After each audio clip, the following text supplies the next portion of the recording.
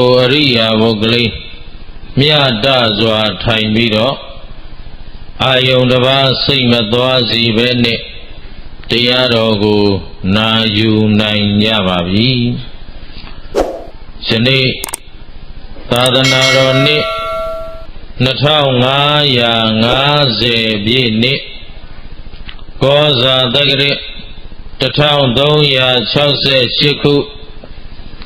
နရောလာဇန်9ရက်2006ခုနှစ်17လပိုင်း26ရက်နေ့ည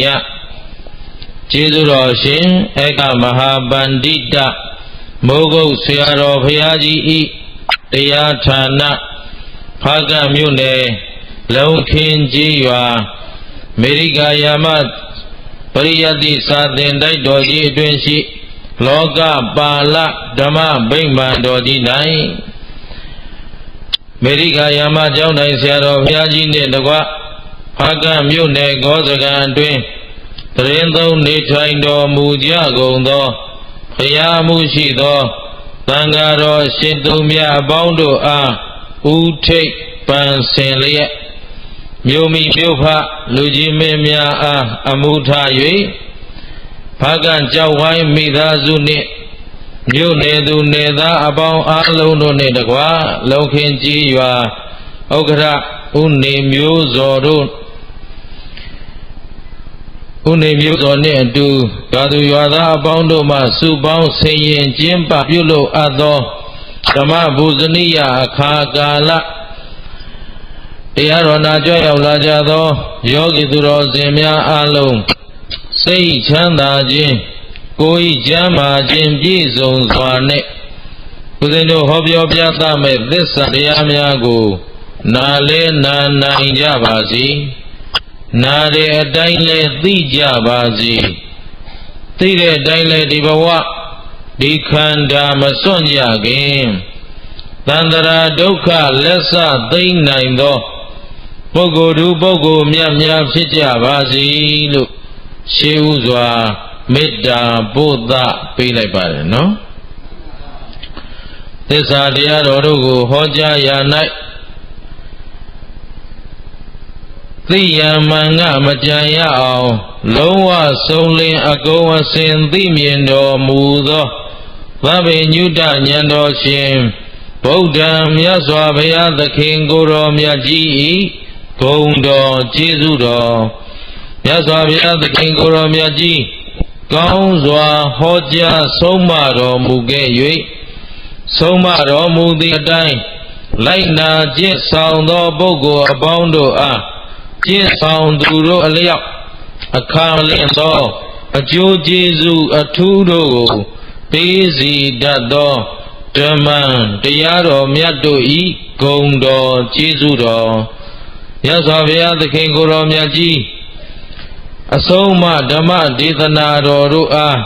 ယနေ့တိုင်အတွန်းရှိတည်တံ့ခိုင်မြဲအောင်အစဉ်အဆက်ထိမ့်သိမ့်စောင့်ရှောက်တော်မူလာကြကုန်သောသံဃာတော်မြတ်အပေါင်းတို့ဤဂုဏ်တော်ကျေးဇူးတော်နှင့်တကွာဥစဉ်အားဤသစ္စာ၄ပါးမြတ်တရားတော်တို့ကိုကိုယ်တိုင်လည်းနာကြားသိရှိနိုင်အောင်ယောဂီအပေါင်းသူတော်ကောင်းတို့အားလည်းယခုကဲ့သို့တဖန်ပြန်လဲဟောပြောညွှန်ကြားပြသနိုင်အောင်နိဗ္ဗေလမ်းတသွန်သင်ဆုံးမပေးတော်မူခဲ့ကြသောဘဝတစ်ပါးသို့ကွယ်လွန်အိဋ္ဌရောက်သွားကြပြီဖြစ်သောမွေးသဖခင်ကျေးဇူးရှင်နှင့်မွေးသမိခင်ကျေးဇူးရှင်ကြီးတို့၏ဂုဏ်ကျေးဇူးဆရာသခင်ဖြစ်တော်မူသောကျေးဇူးတော်ရှင်ဧကမဟာပန္တိတမိုးကုတ်ဆရာတော်ဘုရားကြီးဤသီလဂုဏ်သမာဓိဂုဏ်ပညာဂုဏ်တို့အားပူဇော်သောအဖြစ်၎င်းကျေးဇူးဆတ်သောအဖြစ်၎င်းဦးဇင်းမျက်မှောက်သို့ယနေ့တရားနာကြွရောက်လာကြသောသန္တရာဤဆွေတော်မျိုးတော်အပေါင်းတို့အားကျေးဇူးဆတ်သောအနေနဲ့ဟောကြားသွားမှာဖြစ်ပါတယ်အလုံးသောသူတော်ကောင်းပေါင်းတို့လည်းမိမိတို့နာယူဝတ္တသိရှိရသောအရိယသစ္စာဓမ္မတွေကို မမေ့မလျော့မပေါ်ဆသောသတိတရားမလျှော့သောဇွဲလုံးလာလက်ကင်ထားပြီးတော့ဒီဘဝဒီခန္ဓာမစွန့်ကြခင်အရိမဥခင်ဉာဏ်ဥအောင်ကြိုးစားကြပါလို့ရှေးဥစွာလေးစားစွာနဲ့တိုက်တွန်းပါတယ်နော်ကဲအားလုံးအသိမဥခင်ဘာဥအသိမဥခင်ဒါကျေးဇူးရှင်မိုးကုတ်ဆရာတော်ဘုရားကြီးရဲ့ထူးခြားတဲ့ဩဝါဒဒီအပြင်မာဒန်တစ်ခုလို့ဒီလိုမှတ်ရအသိမဥခင်ဉာဏ်ဥကိုဘာလို့ကျေးဇူးရှင်ဆရာတော်ဘုရားကြီးကအရေးတကြီးမှာရတယ်လေသူတရားတိတ်ခွေတွေမှာပြန်စစ်ကြည့်ဒီစကလုံးဟာကြိမ်ပေါင်းများစွာတတိပေးခဲ့အဲ့တော့အသိမဥခင်ဘာဖြစ်လို့ဉာဏ်ဥရမလဲမင်းခင်ဗျားတို့ဘယ်လိုဖြေမလဲဉာဏ်ဥဖို့ကလိုသလားဘာဖြစ်လို့လိုတာလဲ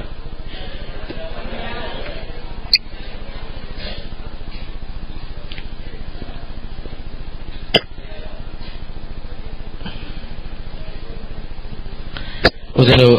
ဘုရားရဲ့အဆုံးအမထဲမှာကြားဦးထားတာရှိတယ်အတ္တဟိအတ္တနောနာထောဘု து ကိုဘု து အာကို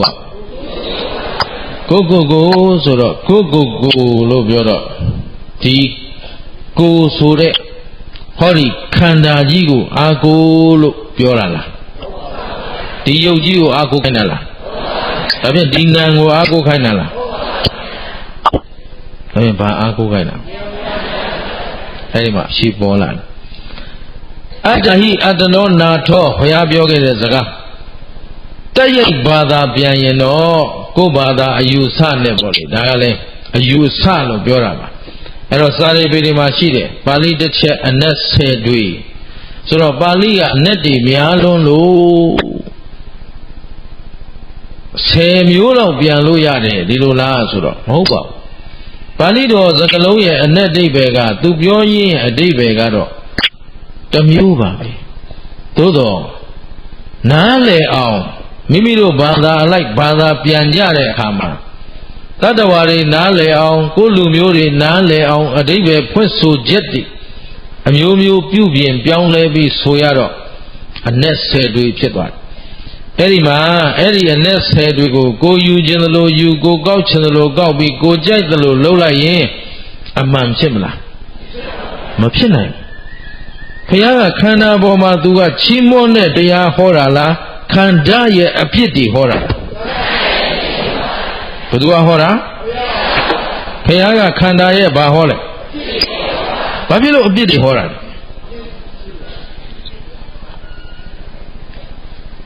တယောက်နှစ်ယောက်ကလေးပဲအမှန်ဖြေတန်ကြားရတယ်ခုနညံမှာလဲတယောက်ဖြေတန်ကြားတယ်မကြားလို့မဟုတ်ဘူးကြားတယ်သို့တော့အများကိုငဲ့ပြီးတော့ပြောနေရလို့ပြန်ပြောရတာဆရာတော်ဘုရားကြီးကလည်းမိတ်ရှိလိုက်မင်းပြောเสียရှိတာလွတ်လွတ်လပ်လပ်ပွင့်ပွင့်လင်းလင်းသာပြောကွာတဲ့ငါတက္ကဒကမတွေကတော်တော်လိုသေးတယ်နော်အခုလည်းမေးကြည့်တာလိုသေးတယ်လို့ပဲပြောရမှာပဲအဲ့တော့လုံးခင်းမှလိုတာလားဆိုတော့မဟုတ်ပါဘူးမြန်မာတနိုင်ငံလုံးလိုတာမေးကြည့်လိုက်စကလုံးတစ်လုံးကိုသုံးနေတယ်ဘာအဓိပ္ပာယ်လဲမေးမသိတဲ့လူကများ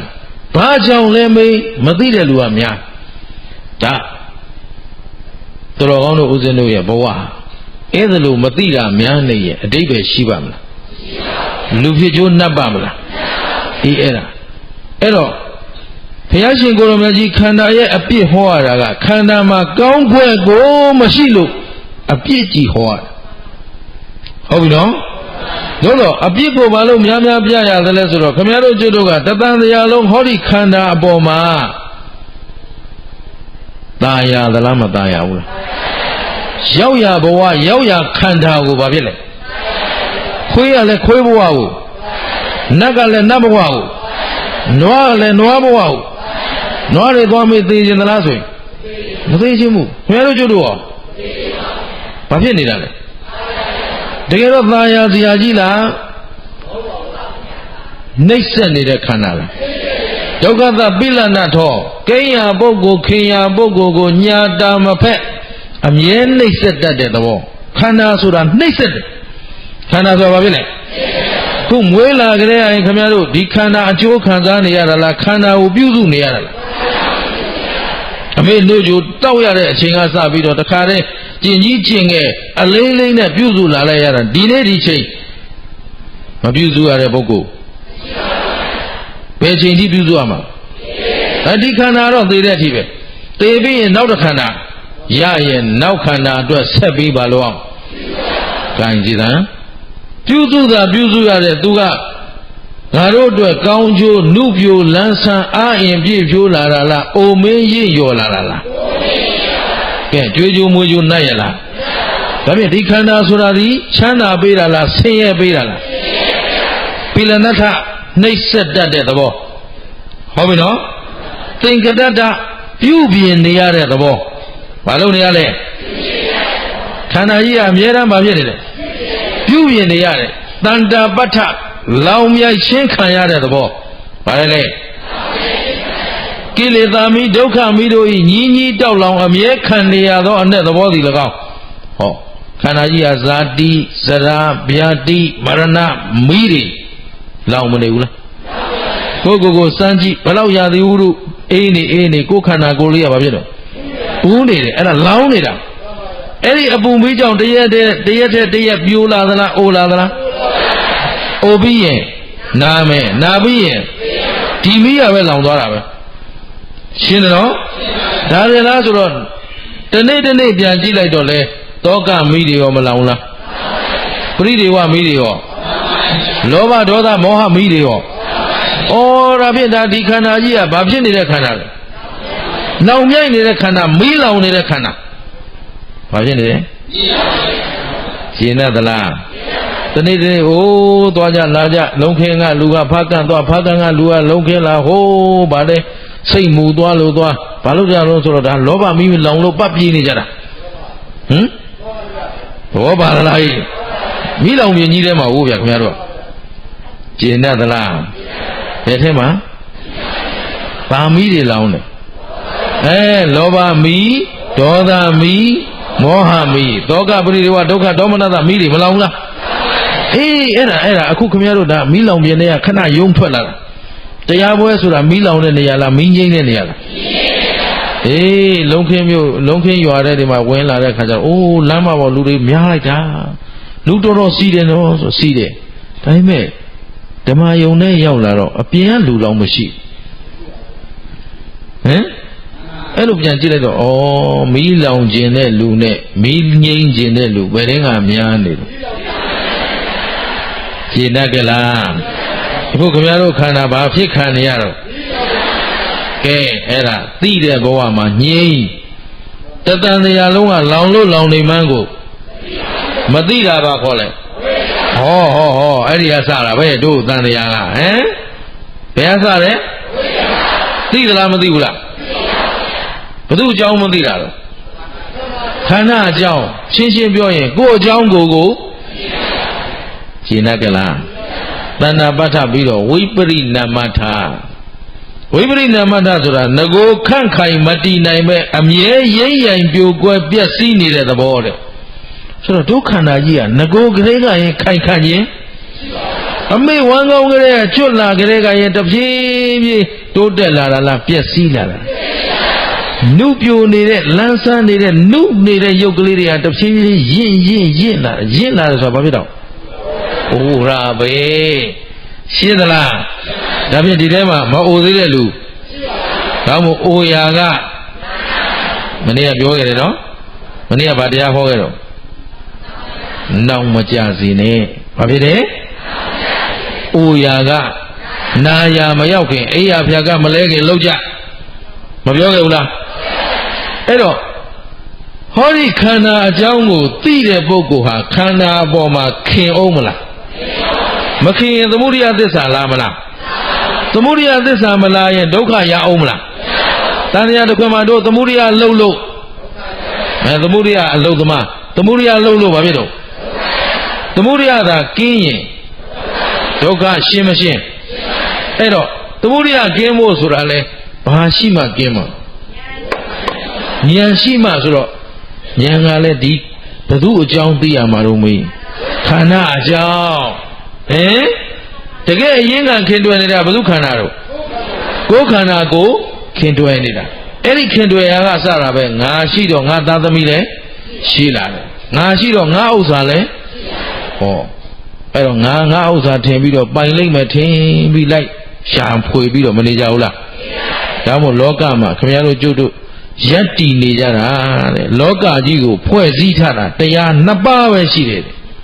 တရားဘယ်နှပါးဘာနဲ့ပါလဲဆိုတော့အဘိဇ္ဇာနဲ့ပြာပါဒတောင်းတခြင်းနဲ့ကြောင်းကြခြင်းပြန်ပြောကဲဦးဇင်းတို့တော်ကောင်းတို့မိသားစုတွေယက်တည်နေတာဘာနဲ့ပါတော့တောင်းတခြင်းနဲ့ကြောင်းကြခြင်းလုံခင်ကြီးရွာကြီးယက်တည်နေတာဖားကံမြို့နယ်ကြီးယက်တည်နေတာကြားပါတယ်ဗျာတကဘာလုံးယက်တည်နေတာရှင်းသလားဒါလေးနဲ့မျောတလင်းလင်းနဲ့အလုံးလုံးနေကြတာပဲဟုတ်ပြီနော်ကဲဒါဖြင့်ခင်ဗျားတို့ဘာဖြစ်လို့တောင်းတနေတာလဲဒါပဲပေါ့လူချင်းတယ်ဆိုတာဘယ်သူရမှထင်လို့လဲကိုရမှထင်လို့ဟုတ်ပြီနော်အဲ့တော့ဘာဖြစ်လို့တောင်းတတာလဲလို့မေးရင်ပိုင်မယ်ထင်လို့တောင်းတတာရှင်းသလားဘာဖြစ်လို့တောင်းတတာပိုင်မယ်ထင်လို့တောင်းတတာကြောင်းကြမှုရောမရှိဘူးလား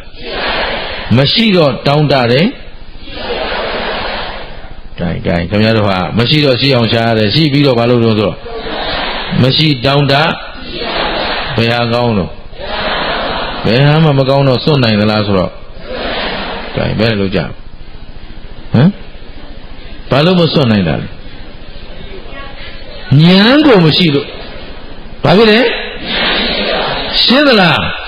ကိုယ်ကိုဒီလောက်နှိမ့်ဆက်နေတဲ့ခန္ဓာကိုစွန့်နိုင်သလားဆိုတော့မစွန့်နိုင်ဘူးတရားလေး15မိနစ်ထိုင်တာတော့တွန့်နေတယ်သဘောပါသလားဟိဘာမရှိတာလဲဉာဏ်ဆိုတာဘာလဲအဲ့ဒါလဲတနိုင်ငံလုံးမသိဘူးဘာဖြစ်လို့လဲဆိုတော့ဘယ်သူမှဘာသာပြန်မပေးခဲ့ဘူးဦးဇင်းတို့ရှာဖွေကြည့်ပြီးဒါလေးစာအုပ်ရေးနေတာအခုထုတ်ဖို့ကအလေးမသိသေးလို့ပေါ့အဲ့တော့ဉာဏ်นี่အမိနာမအမျိုးစုံရှိတယ်သင်္ခတုပ္ပတ္တိဉာဏ်ဟာတဉာဏ်ဇဝနဉာဏ်ကနေစပြီးတော့ဝိပဿနာဉာဏ်นี่သမထနာဥဒယဝယဘင်္ဂအာရိနဝနိဗ္ဗိနဉာဏ်နာမည်တွေကိုတပုံကြီးပဲဒါပေမဲ့ဉာဏ်ဆိုတဲ့စကားလုံးတစ်လုံးကိုဘာသာပြန်ထားတာဘယ်မှမရှိဘူးအဲ့တော့ဥစဉ်ကဘာလို့ရလဲဉာဏ်ဆိုတာဘာမှမသိပဲနဲ့ငါကဘာရအောင်လုပ်ရမလဲဒါစဉ်းစားခဲ့အဲ့တော့အဲ့ဒီစကားလုံးတွေအားလုံးကိုအကျုံးဝင်တဲ့အဓိပ္ပာယ်တစ်ခုပေါ်ကြည့်လိုက်တဲ့ခါကျတော့ဉာဏ်ဆိုတာတစ်အကောင်အဆိုးတစ်ကဘာလဲနှစ်ကအကြောင်းအကျိုးသုံးကအမှားအမှန်အကောင်အဆိုးအကြောင်းအကျိုးအမှားအမှန်ကိုပိုင်းခြားသိတာဉာဏ်မှတ်ထားဉာဏ်ဆိုတာဘာခေါ်လဲအကောင်အဆိုးအကြောင်းအကျိုးအမှားအမှန်ကိုပိုင်းခြားသိတာဉာဏ်ဒါများသွားမှဆိုလို့ဒီတိုင်းလေးထားတာနောက်တစ်ချက်ကြံသေးတယ်ဆင်းရဲချမ်းသာဒါပေမဲ့ဒါကနောက်ပိုင်းသစ္စာဆိုင်ရင်ပြီးသွားလိမ့်မယ်အဲ့တော့ဉာဏ်ဆိုတာအကောင်အဆိုးအကြောင်းအကျိုးအမှားအမှန်ပိုင်းခြားသိတာဉာဏ်လို့ဆိုတော့ဉာဏ်ရှိအောင်ဘယ်လိုလုပ်မလဲအကောင်ဆိုးခွဲခြားနိုင်အောင်လုပ်ရမယ်ဟုတ်ပြီနော်အဲ့တော့အကောင်ဆိုးဆိုကုသိုလ်နဲ့အကုသိုလ်ကုသိုလ်ဆိုတာဘာလဲလုံးပြန်ပြီလုံးခင်းနော်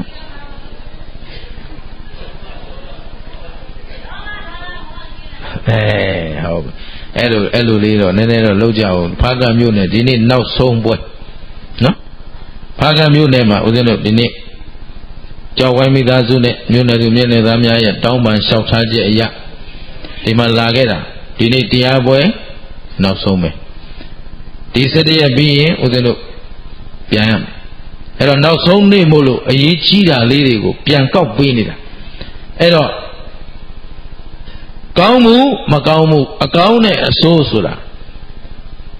အကောင်းဆိုတာပါဠိလိုပြောရင်ကုသိုလ်မြန်မာလိုပြောရင်ကောင်းမှုပဲအဲ့ဒါအဓိပ္ပာယ်မပါသေးဘူးဘာသာပြန်တယ် အဲ့တော့အဓိပ္ပာယ်ပြောရရင်ကောင်းမှုဆိုတာလောဘဒေါသမောဟမပါတဲ့အလုပ်ဟာကောင်းမှုပြန်ပြော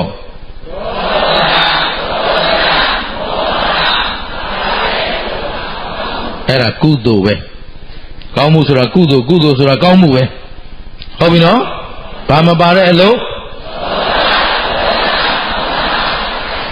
လောဘဒေါသမောဟမပါတဲ့အလုပ်ဘယ်နှမျိုးတော့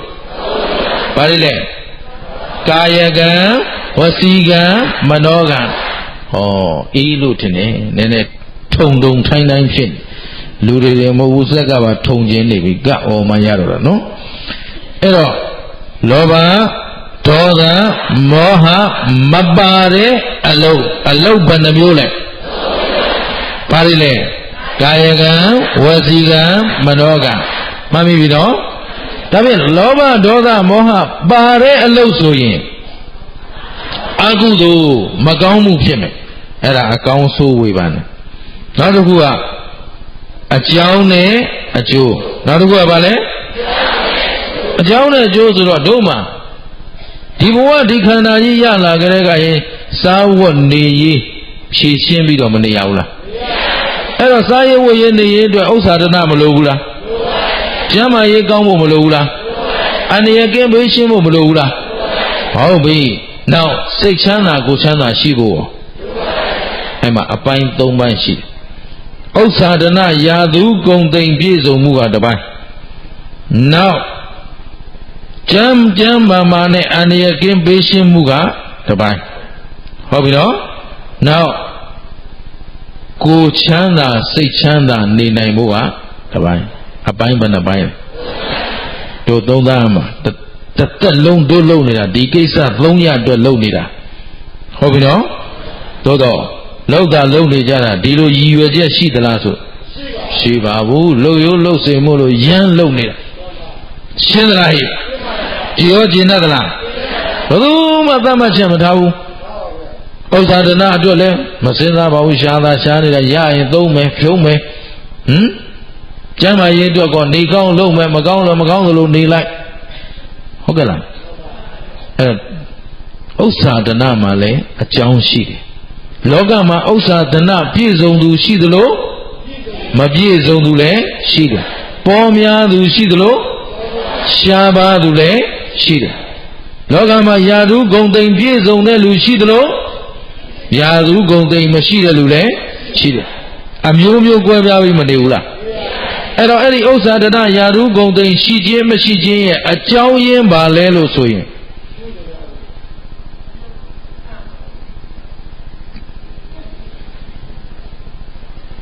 ဒါအများကြီးဟောထားပြီးသားတရားတိတ်ခွေတွေလည်းဖြန့်ထားပြီးသားမလို့တိလောက်တယ်ထင်လို့ရှက်ပြေးပြီးတော့နောက်မှတရားပိတ်မလို့ကြံတာသို့တော့အကုန်လုံးကထုံးခံနေတယ်နော်ဒီလိုဉာဏ်မျိုးနဲ့တော့လူဖြစ်ကျိုးနှက်ဖို့မမြင်ဘူးနော်အဲ့တော့မှတ်ထားဥစ္စာပစ္စည်းပြည့်စုံခြင်းမပြည့်စုံခြင်းယာရုဂုံသိမ်ရခြင်းမရခြင်းရဲ့အကြောင်းရင်းဟာဒါနဥစ္စာပစ္စည်းပြည့်စုံခြင်းမပြည့်စုံခြင်းရဲ့အကြောင်းရင်းဟာဘာသာနော်ပစ္စည်းဥစ္စာရှာဖွေလို့ရတယ်မရဘူးဆိုတာဘယ်အကြောင်းပေါ်မှာမူတည်လဲဒါနမျိုးစိတ်အောင်ခဲ့ရင်ပစ္စည်းဥစ္စာပေါ်များမယ်ဒါနမျိုးစိတ်မအောင်ခဲ့ရင်ပစ္စည်းဥစ္စာ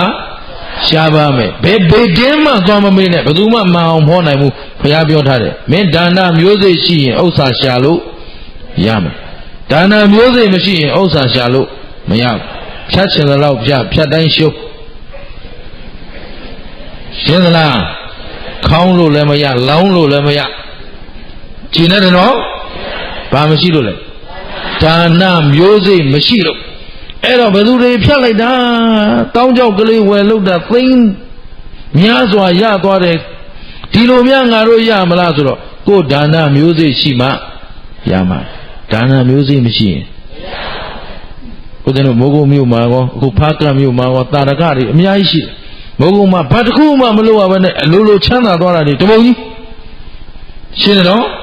အဲ့ဒါအလိုလိုချမ်းသာသွားတာလားသူဒါနမျိုးစိတ်အောင်ခဲ့လို့လားပတ်စံသုံးလေငွေဝင်လေတဲ့ဓာကြီးဦးမြမောင်ဆိုတာတယောက်ရှိတယ်မိုးကုတ်မှာနာမည်ကြီး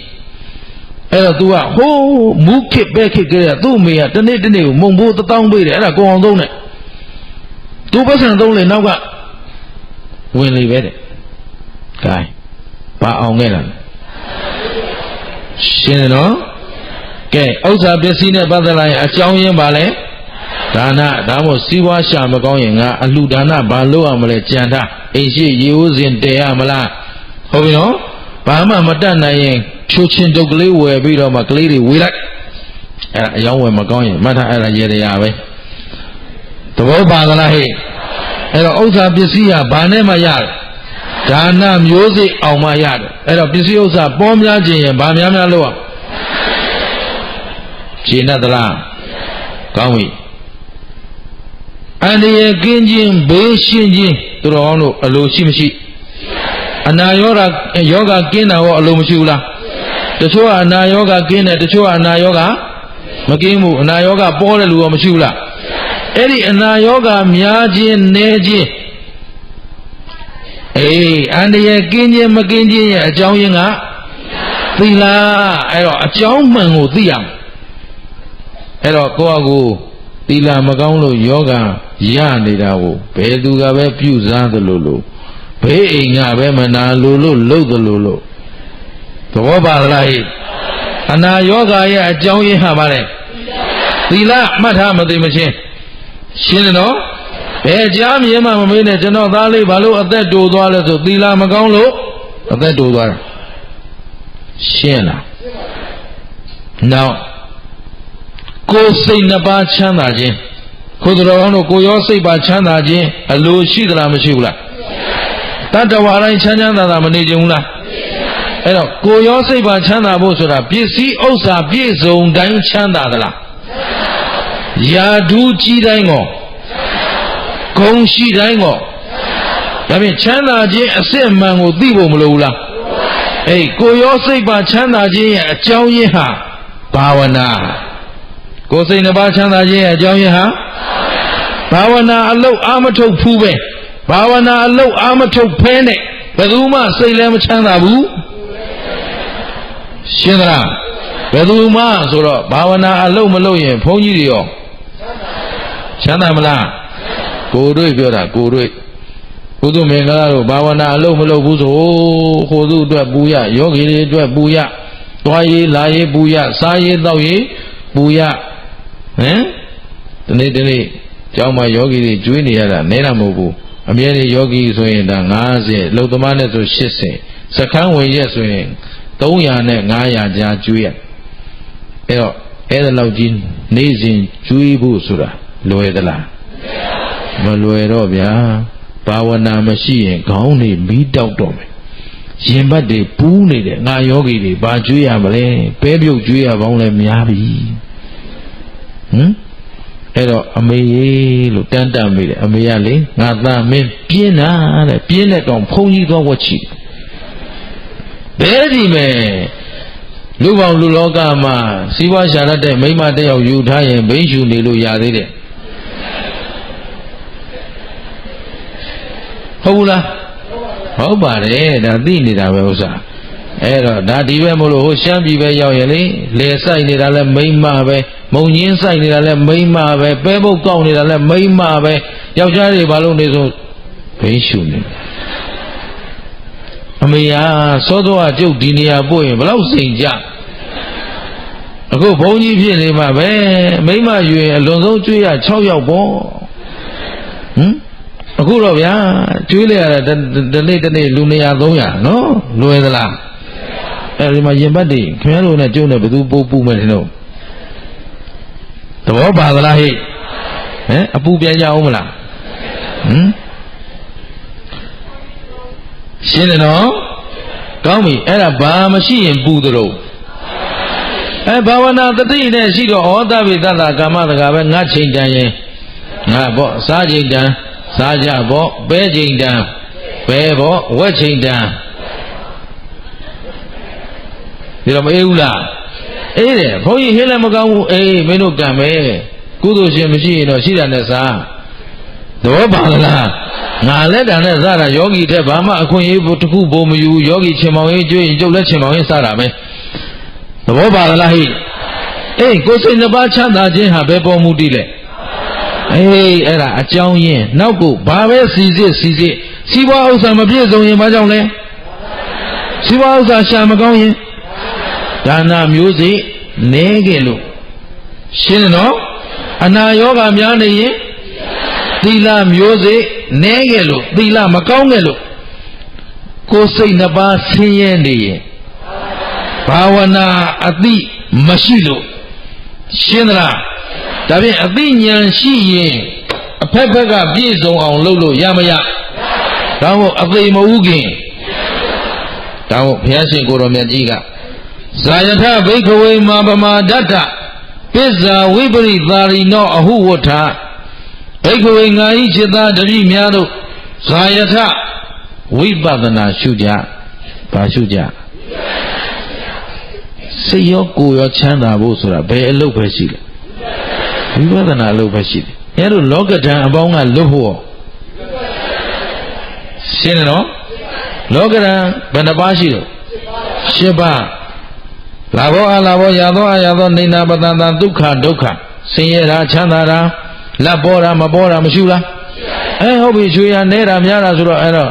လောကဓာတ်မှာအကောင်းဘက်ကဘယ်နှပါးတော့အဆိုးဘက်က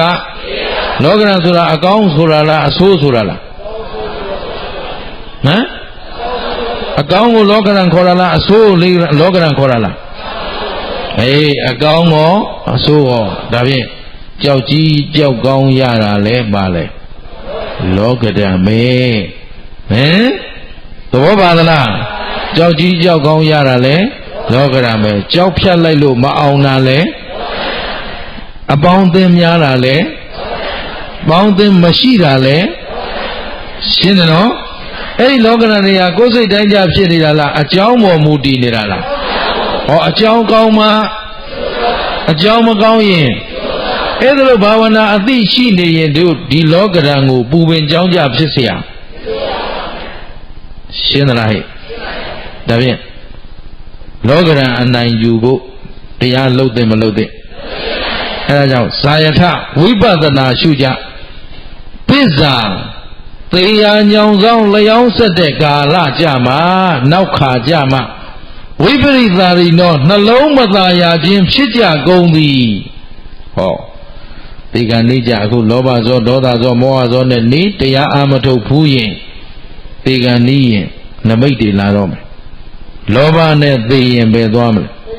ပိဋ္ဌာဖြစ်မယ်ဒေါသနဲ့သိရင်ငရဲသွားမယ်မောဟနဲ့သိရင်လိစ္ဆာအဲ့ကြအာယုန်တွေလာပြီ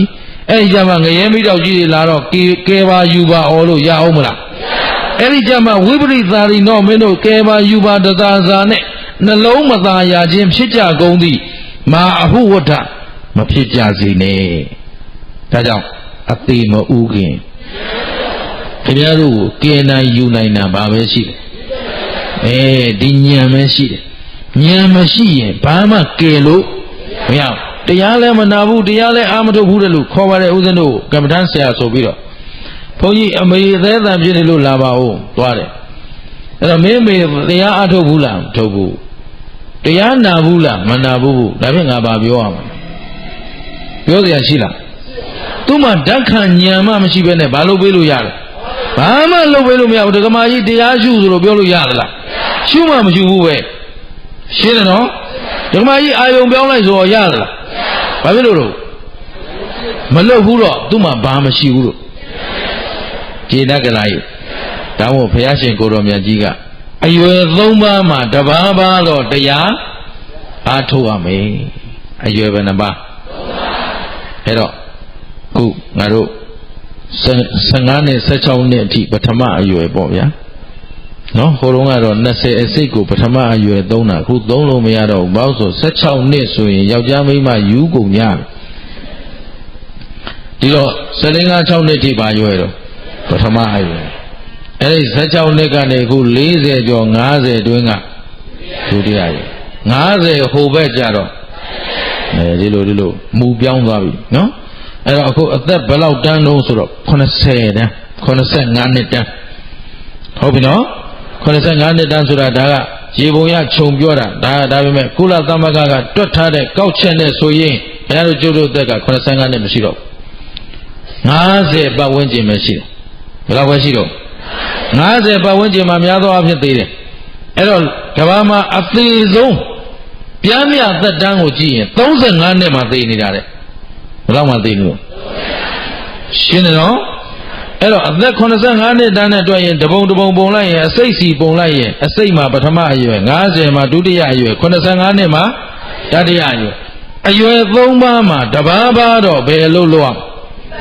ဝိပဿနာအလုပ်လုပ်အောင်ပထမအရွယ်လုပ်ဖြစ်ရင်လုပ်ဖြစ်ပထမအရွယ်လုပ်ဖြစ်တာအကောင်းဆုံးပေါ့ဗျာအရွယ်3ပါးမှာဘယ်အရွယ်လုပ်ဖြစ်တာအကောင်းဆုံးတော့ငယ်တုန်းဆိုတော့ကံလဲကောင်းတုန်းဉာဏ်လဲကောင်းတုန်းကံလဲထက်တုန်းရှင်းသလားဟဲ့ပထမအရွယ်ကျော်သွားပြီဆိုတပုံကံကတပုံကုန်သွားပြီ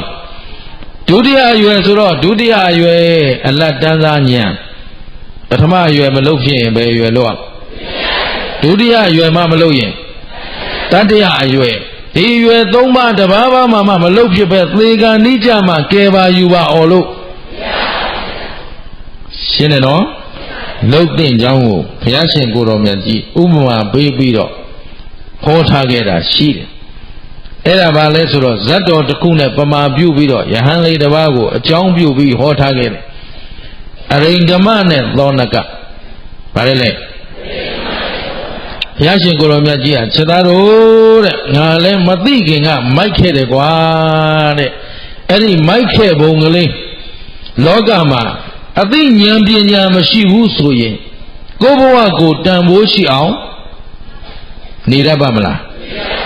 သုံးတတ်ပါမလားမသုံးတတ်ဘူးဟဲ့တဲ့အရွယ်3ပါးလုံးကာမဂုဏ်ခံစားပြီးတော့ကုန်ရင်တော့ဖြင့်ဒီဘဝဟာလူပြည့်ရှုံးတာပဲတဲ့ဒါကြောင့်ချစ်သားတို့အရွယ်3ပါးမှာတပါးပါးတော့ဖြင့်ဘာလို့လုပ်အောင်ဝိပဿနာလုပ်အောင်ဘာဖြစ်လို့ဆိုတော့ဝိပဿနာအလုပ်ထက်ခင်ဗျားတို့ကျွတ်တို့ကိုကယ်နိုင်တဲ့တရားရှင်းသလားဟိကိုတန်တရားတစ်ခွင်လုံးခင်ဗျားတို့ကျွတ်တို့ချမ်းသာခဲ့တာလားဆင်းရဲခဲ့တာလားခန္ဓာမှန်ရင်ဘာသစ္စာဒါဖြင့်လူခန္ဓာကောင်းလားနတ်ခန္ဓာကောင်းလားဘာဖြစ်လို့လဲဒါဖြင့်လူငယ်လူပြိုလူလတ်ခန္ဓာကောင်းလားလူအိုခန္ဓာကောင်းလားဘာသစ္စာတော့အဲ့ဒါတချို့ကလူကြီးတွေကညီးသေးတာဘုန်းကြီးတဲ့အသက်ကြီးတော့မကောင်းဘူးဟောခုထိဉာဏ်ကတုံတုံရှိသေးတယ်သေကံနိတိဉာဏ်တုံတုံဘုန်းကြီးတွေရှိလာပြီးတော့ရှင်းလားဟဲ့တခါကြီးကြီးမှမကောင်းတာမဟုတ်ဘူးမိခန္ဓာကမွေးကြရမကောင်းတာရှင်းလားဘယ်တော့မှကောင်းတော့ဘယ်တော့မှမကောင်းဘူးအဲ့ဒါငယ်တော့ကတော့အာအင်ဗလာပြည့်ဖြိုးတော့ကန်ထက်တုံးညာချက်တော့သူ့ဟာသူချော်တော့ငေါ့ပျော်နေပြီးတော့ရှင်းတယ်နော်သားနဲ့ပြောသမီးနဲ့ပြောမယားနဲ့ပြောမပြောဘူးလားပြောလာပြီးတော့အခုအာအင်လဲချိနဲ့ကန်လဲမွဲညာလဲမွဲမှကဲပါအောင်ဆိုတော့ရမလားဟိသဘောပါတယ်နော်ဒါဖြင့်အချိန်ရှိခိုက်ဘာလို့ရမလဲအချိန်ရှိခိုက်လုံးလာဆိုင်ဘယ်လိုလုပ်ရမလဲတို့ခင်ဗျားတို့အိုတော့အိုကြပြီလားမေးရင်အိုနေပြီမကြခင်နာတော့မယ်နာပြီးရင်အသေးမဥခင်ဘယ်ချိန်လောက်ကြဘယ်ချိန်အစလုပ်မလဲခုချိန်အစလုပ်နောက်ကျသွားမယ်နော်တကယ်တော့မနေ့ကစလုပ်တင်တာခုမှခင်ဗျားတို့ကစမလို့ပြောလို့ရှိသေးတာဟုတ်ရဘောပါတယ်နော်တကယ်ဆိုရင်ဘယ်ချိန်ကစလုပ်မလဲဆိုတပည့်တော်တို့မနေ့ကစလုပ်နေပါပြီဆိုရင်ကျုပ်ကသာလို့ခေါ်လိုက်မလို့ခုတော့မိတ်လိုက်နေတာဘယ်ချိန်စလုပ်မလို့ဆိုခုချိန်ကစနောက်ကျနေပြီရှင်းသလားဟဲ့ရှင်းတယ်နော်သိတဲ့အချိန်ကစပြီလောက်ပါတရားအထုတ်တာပဲဗျာဘယ်သက်သာပါမလို့စလုပ်ခါစတော့ပင်မမလားမပင်မဘူးလားပင်မမှာပေါ့ဒါပေမဲ့ဒီအလုပ်ကဒီပင်မနာလေးဒုက္ခခံလိုက်ရင်ဟိုဘက်လွတ်မလွတ်ဟိုခင်ဗျားတို့၅ပါးအယုံကာမဂုဏ်အလုပ်ကဘယ်တော့ကပင်မခဲ့တာတတန်တရားလုံးပင်မလာတာဘယ်တော့ပြီးမှာတော့လွတ်လန်းလဲအခုတရားအထုတ်တာနည်းနည်းလေးပင်မခံလိုက်ရင်ရှင်းသလားခင်ဗျားတို့အရင်နီးကိုမစိုက်တတ်သေးဘူး ဘောပါတယ်နော်အခုတရင်ကလေးပင်မနာတခဏလေးပင်မနာဒါလေးအမြင်မှန်ရလို့လွတ်သွားပြီဆိုဟိုဘက်ချမ်းသာရေးနဲ့တွေ့မတွေ့ဟောဒီဆင်းရဲကြမခံနိုင်ဘူးဟိုရေမဆေးကြပြေးကောက်သဘောပါလားဟဲ့ကြောက်ရှိတယ်ဆိုတော့ဟိုးဘာလဲဆိုင်းတောင်ကလူကလုံးခင်းရောက်လာတကယ်မကြီးဘာလာလောက်တာလို့ဆိုဒီမှာကြောက်ရှိတယ်ဆိုလို့လာကြည့်တာတဲ့လမ်းကကျန်းလို့ဖရာတဲ့ခမရဘယ်သူကလာခိုင်းတော့ဆိုတဏှာကပါဖရာဘုန်းကြီးနဲ့တွေ့လို့တဏှာဖြစ်သွားတာမဟုတ်ရင်ယောက်ျားကလို့ပြောမှာသဘောပါသလားလိုက်လေမင်းတို့လမ်းဆုံးရှိသလားအခုဝိပဿနာလို့နည်းနည်းပဲမှခံလိုက်စမ်းလမ်းဆုံးရှိမရှိအဲ့တော့အသိဉာဏ်ရှိတဲ့လူဆိုမဆုံးတဲ့လမ်းကိုရှောက်မလားဆုံးတဲ့လမ်းကိုရှောက်မလားမပြီးတဲ့လို့လုံးမလားပြီးတဲ့လို့လုံးမလားဉာဏ်မနေကြနဲ့မအားကြနဲ့ရှင်းလားကောင်းပြီဒါဖြင့်ဘယ်လို့ကြိုးစားလို့ဝိပဿနာဉာဏ်လို့ကိုကြည်တယ်နော်ဝိပဿနာဉာဏ်မှမရဘဲနဲ့လွတ်မြောက်ချမ်းသာတယ်ဆိုတာဒါကိုကိုယ်စိတ်နှစ်ပါးချမ်းသာခြင်းရင်ဘယ်လို့ရမလဲရှင်းရလားဟဲ့အဲ့ဒါဘုရားကကြိုးစားကြဟေ့တဲ့ငါကိုယ်တိုင်လည်းပဲမသိခင်တုန်းကမိုက်ခဲ့တယ်ဘယ်တော့မှမိုက်တယ်ဟောမသိလို့မိုက်တာဘာမရှိလို့ကြည်တတ်သလားအဲ့ဒါဘုရားကဥပမာပေးတယ်အရိန္ဒမနဲ့တောနကတငယ်ချင်းနှစ်ယောက်ရှိတယ်အရိန္ဒမဆိုတာကရှင်ဘုရင်သားအရိန္ဒမပါလေသောနကကရှင်ဘုရင်ရဲ့ပရောဟိတ်ပုံနာကြီးရဲ့ပါတငယ်ချင်းနှစ်ယောက်အဲ့ဒီတငယ်ချင်းနှစ်ယောက်ကအချိန်တန်အရွယ်ရောက်လာတော့တက္ကသိုလ်ပြည်သွားပြီးတော့ပညာသင်ကြဘယ်သွားပညာသင်တက္ကသိုလ်ပြည်သွားပြီးတော့ရှင်ဘုရင်သားနဲ့ပုံနာသားနှစ်ယောက်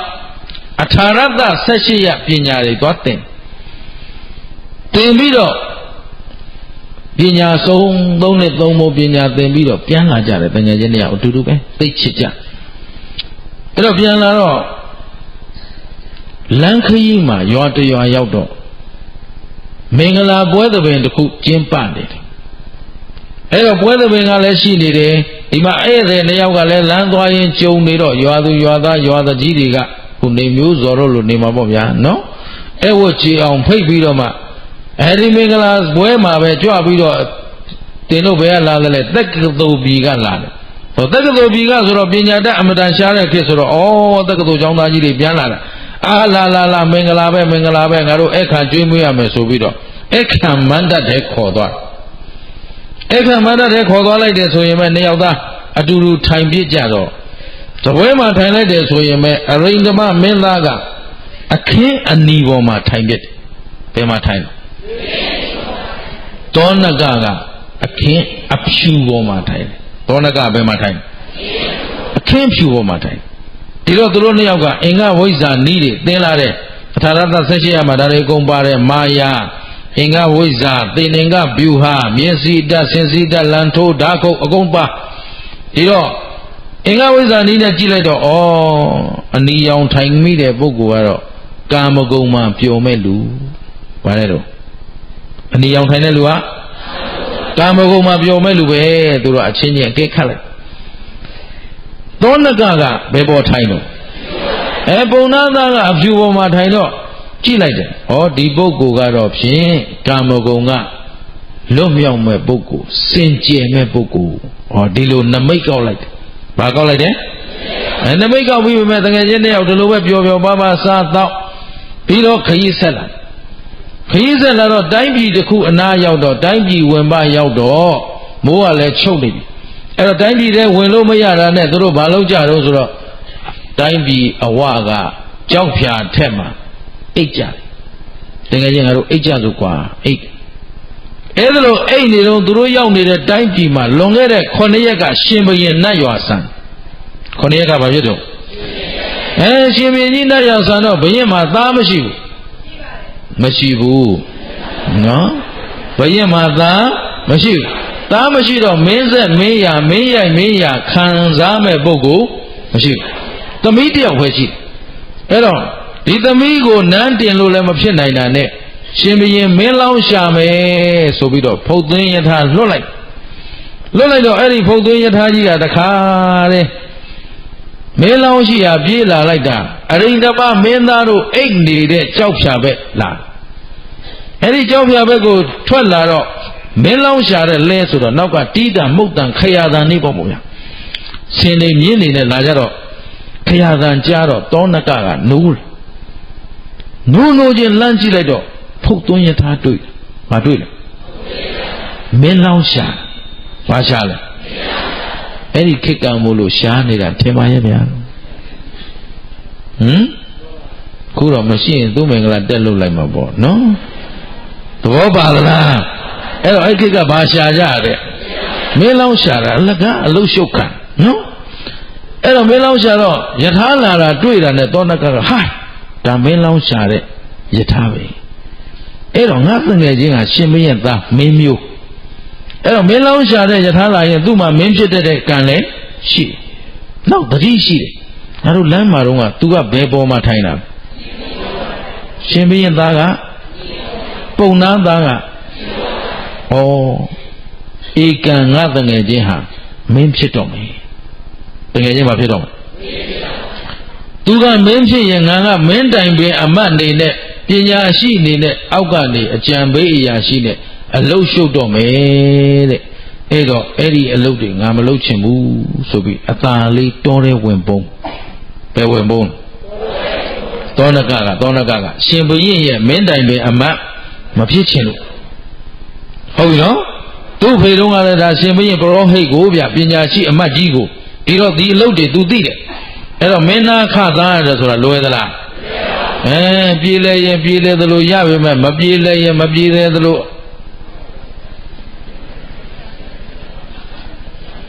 ဟုတ်ကဲ့လားမှန်ရလားမှန်တယ်သောနကပြေးတာနော်တချို့ကအဲ့ဒါမပြေးဘဲနဲ့ဝင်လူနေတာဥစ္စာအံ့ဩတာသဘောပါလားသောနကကတော့မင်းတိုင်ပင်အမတ်ဖြစ်မှာဆိုလို့တယ်ဘာဖြစ်တော့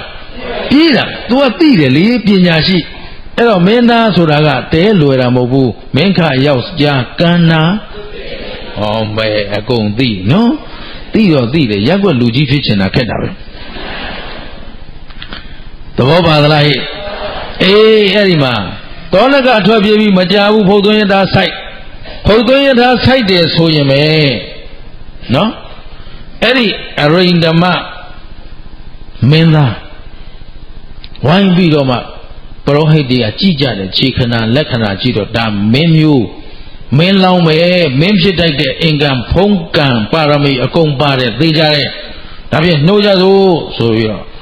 နှိုးပြီးတော့မှတခါတည်းသူ့သမီးတော်ဘုရင်သမီးတော်နဲ့လက်ဆက်ပြီးဘိသိက်မြောက်လိုက်တော့ဗောဗျာဘာဖြစ်သွားတော့ဘိသိက်မြောက်တော့ဘာဖြစ်သွားဘုရင်ဖြစ်သွားပြီအရိန္ဒမမင်းသားဘုရင်ဖြစ်သွားပြီရှင်ဘုရင်ဖြစ်သွားတော့ तू ကလဲကြီးလာတယ်မင်းတို့ဘာလို့မလို့တော့မင်းမြောက်မလို့ဒီတိုင်းပြည်မှာရှင်ဘုရင်သိသွားပြီဆိုတော့ तू ကငါတိုင်းပြည်ပါရင်ညီကိုတွေလူရင်လူနေအောင်မသိကြဘူးဒီမှာအဆင်ပြေတယ်ဆိုသူ့အဖေလည်းမိတ်အမေလည်းမိတ်နောက်ဆုံးအတူတူလာတဲ့ရှင်ဘုရင်အဲ့လောက်ပြောစရာကောင်းထင်ပါရဲ့သဘောပါရဲ့လားဘုရင်ဖြစ်သွားတော့အတူလာတဲ့တငယ်ချင်းတောင်မေ့သွားတယ်အဲ့ဒါသွားတယ်ပြီးတော့လိုက်သွားဘုရင်သမီးတော်နဲ့လက်ဆက်ပြီးတော့ဒီတိုင်းပြည်ကြီးအုပ်ချုပ်နေလိုက်အဲ့တော့တက္ကသိုလ်ပြည်ကပြန်လာတာ16နှစ်ကသွားတင်တယ်3နှစ်ကြာတယ်19နှစ်အဲ့တော့အသက်20လောက်ကလေးကရင်သူဘုရင်လောက်တာဟိုသောနကကြတော့ဒီဘုရင်ရဲ့ဖုတ်သွေးယထာကြီးပြန်သွားပြီနန်းတော်ထဲဝင်သွားတော့တဲ့ကာမဂုဏ်များတဲကြောက်เสียကောင်းတယ်ဗါတဲ့ကာမဂုဏ်ကြောက်เสียကောင်းတယ်အတူလာတဲ့ငငယ်ချင်းတောင်တငယ်ချင်းဘာဟုတ်သေးတော့ဗျာအဖေမှန်အမေမှန်ညီကိုမှန်လောဘဝင်တော့တရားတွေပြက်ကုန်ပြီရှင်းလားခုလောကကြီးကြည့်ရင်မသိဘူးလားအားလုံးတရားဆောင်တဲ့လူနဲ့တရားပြက်တဲ့လူဘယ်ရင်ကများမကြောက်ကြဘူးလားပါစကြောက်မကြောက်နဲ့ဘာနဲ့ယုံမှလွတ်မှာ ရှင်းသလားမိုးကားရေတော့သူများမိုက်တယ်လို့မိုက်ကြမလားလုံးတာတော့ခင်ဗျားတို့ကြိုက်တယ်လို့အောင်မှာကျုပ်ကဒီနေ့ဟောခဲ့ပြီးမတက်ပြန်ပြန်ပြီးမရှိဘူးဘာကံကတတ်တာပဲနော်ဘယ်သူကြိုက်တယ်လို့အောင်အဲ့ဒါရေးသမီးရေးစီဝါရေးတယ်ပဲအချိန်ကုန်ရင်တော့သေကြတဲ့အများသွားတဲ့လမ်းဘယ်သွားမှာအဲ့တော့မိုးကားရေတော့ပြီးသူတို့လောဘကြီးသလိုကြီးသူတို့ဒေါသကြီးသလိုကြီးသူတို့လိန်သလိုလိန်သူတို့ကောက်ချစ်သလိုကောက်ချစ်သူတို့ဖြန်ကြသလိုဖြန်ကြပြီးတော့တဲအိုးပဲသွားမလားလွတ်အောင်ယုံမလားလွတ်အောင်ယုံရင်ဘသူတရားပြက်ရှင်းသလားဘယ်သူတွေတရားပြက်ကိုမပြက်စေနဲ့ဟောဒီအတုပခန္ဓာကြီးအတွက်နဲ့တော့အာကုသို့လုပ်ပြီးရှာမကြွေးတော့ဘူးလို့ဆုံးဖြတ်တာရှင်းသလားဒီခန္ဓာမင်းတို့ဘလောက်ပြုစုသိမလားမသိဘူးလားရှင်းတယ်နော်ဒီခန္ဓာပိုင်သလားခန္ဓာမပိုင်သလိုပစ္စည်းဥစ္စာဟောယာရုကုန်သိကျင်ကြလားမန္လေးမှာအရင်ရဲမြင့်တိုင်မှုသားတောင်းကျမ်းနေတော့သူ့တငယ်ချင်းတယောက်နဲ့အဲ့ဒါလာပြီးတော့ပြောတော့ဘုန်းကြီးတဲ့အဲ့ကလေးဆုံးမစမ်းမအောင်16နှစ်လောက်ရှိသေးတာအဲ့တော့လက်ပတ်တောင်းကျမ်းနေတော့ခေါ်စမ်းကောအဲ့ကောင်ကြောင်းရောက်လာမင်းလာတိုင်မှုသားဆိုတင်မပြရအဲ့တော့မင်းအခုသိုးသွန်းတောင်းကျမ်းနေဆိုတော့ဘုန်းကြီးနည်းနည်းပါလေအမိုက်သွားဟမ်နည်းနည်းပါဟုတ်ပါပြီကောင်းပါပြီမင်းဖေရာလူဘယ်လောက်မြဲမယ်ထင်သလုံးလို့မေးနော်10နှစ်กว่าလို့ဆိုပြန်စဉ်းစားတယ်10နှစ်မမြဲဘူးထင်တယ်မမြဲရင်မင်းအခုတောင်းကျမ်းထားတာ10နှစ်ဟိုပဲမင်းဘာဖြစ်သွားမယ်ထင်တယ်လေသဘောပါလားမင်းဖေရာလူရှိလို့မလို့ကြံတဲ့လူကခေါင်းငုတ်ခံနေတာရာလူမရှိရင်ခံမလားအဲ့ဒါပဲအဲ့တော့အဲ့ဒါမသိရင်ညီလေးလို့မင်းဟိုငါသနာလို့ပြောတာလို့မေတ္တာရှိလို့တော့မဟုတ်ဘူးလို့အဲ့တော့ဆုံးမမယ်ကိစ္စရှိလို့ဆုံးမတာမင်းသိနေမင်းလို့အခုယာရုရှိတော့မင်းပညာတွေသိကောင်းအောင်လုပ်မရဘူးလားဆိုရပါတယ်ဗျာအေးအဲ့ဒါဆိုပြင်ကွာဆိုတင်မဗျာဆိုပြန်သွားတာအဲ့တော့သိတော့မကြပါဘူးပြုတ်သွားတာဒီတော့ပြန်စဉ်းစားကြည့်ဘာမြဲတယ်လဲဘာပိုင်တယ်လဲကိုယ့်လက်ထက်ဘာယူသွားလို့ရလဲအဲ့တော့ရှိနေတဲ့အချိန်မှာအကောင်းဆုံးဖြစ်အောင်လုပ်တယ်မလုပ်တဲ့အဲ့တော့လောဘသားခြင်းထဲမှာလောဘခြင်းပြိုင်တယ်ဆိုတာလောဘခြင်းဘယ်တော့မှပြိုင်လာကြတာလဲသတ္တန်ဉာဏ်လုံးပြိုင်လာတာရိုးနေပြီရှင်းသလားလောဘကြီးသူတွေကြားထဲမှာလောဘနည်းအောင်နေတတ်သူကမှလူသွမ်းကောင်းရှင်းတတ်သလားဟိသဘောပါသလားထူးကျင်လိုက်တာလဲလူလို့ထူးအောင်လဲမနေတတ်တော့အတော်ခက်တယ်သူများထူးတာရှာရမလားကိုယ့်အကိုထူးအောင်နေရမှာလားကျင်တတ်သလားဟိဘသူကိုဘသူအားကိုးရမှာသဘောပါတယ်နော်ဒါပြန်ပုဂ္ဂိုလ်တူလိုက်ရှာအောင်မလားပုဂ္ဂိုလ်တူကခင်ဗျားတို့ကိုဘာလုပ်ပေးနိုင်လဲဘာမှမလုပ်ပေးနိုင်ဘူးခင်ဗျားတို့ဟာယူသွားဖို့ပဲကျင်တတ်တယ်နော်ကောင်းပြီလောကမှာဘာမြဲတယ်လဲဘာမှမမြဲဘူးဒါပေမဲ့အဲ့ဒီကာမဂုဏ်မှန်ကလေးတက်လာတော့ခုကြည်စမ်းအရိန္ဒမရှင်မရင်ဖြစ်ခါရှိသေးတယ်သူ့အဖေမေလဲအတူတူဖူးချက်ချင်းလာထားတဲ့တငယ်ချင်းတောင်မေ့သွားတော့သောနကကြောက်เสียကောင်းတဲ့ကာမဂုဏ်တဲ့အမလီငါတငယ်ချင်းတော့ကြောက်ကြပြီဟောဗျာငါတငယ်ချင်းတော့ဗါတဲ့တငယ်ချင်းကဘာဖြစ်သွားရှင်ဘုရင်ဖြစ်တာရှင်ဘုရင်ဖြစ်တာဘာကြလဲဟုတ်ကဲ့လားဗျာသောနကပြောတာငါတငယ်ချင်းတော့ဗါတဲ့တငယ်ချင်းကဘာဖြစ်သွားဟုတ်ဗျာရှင်ဘုရင်ဖြစ်တာကို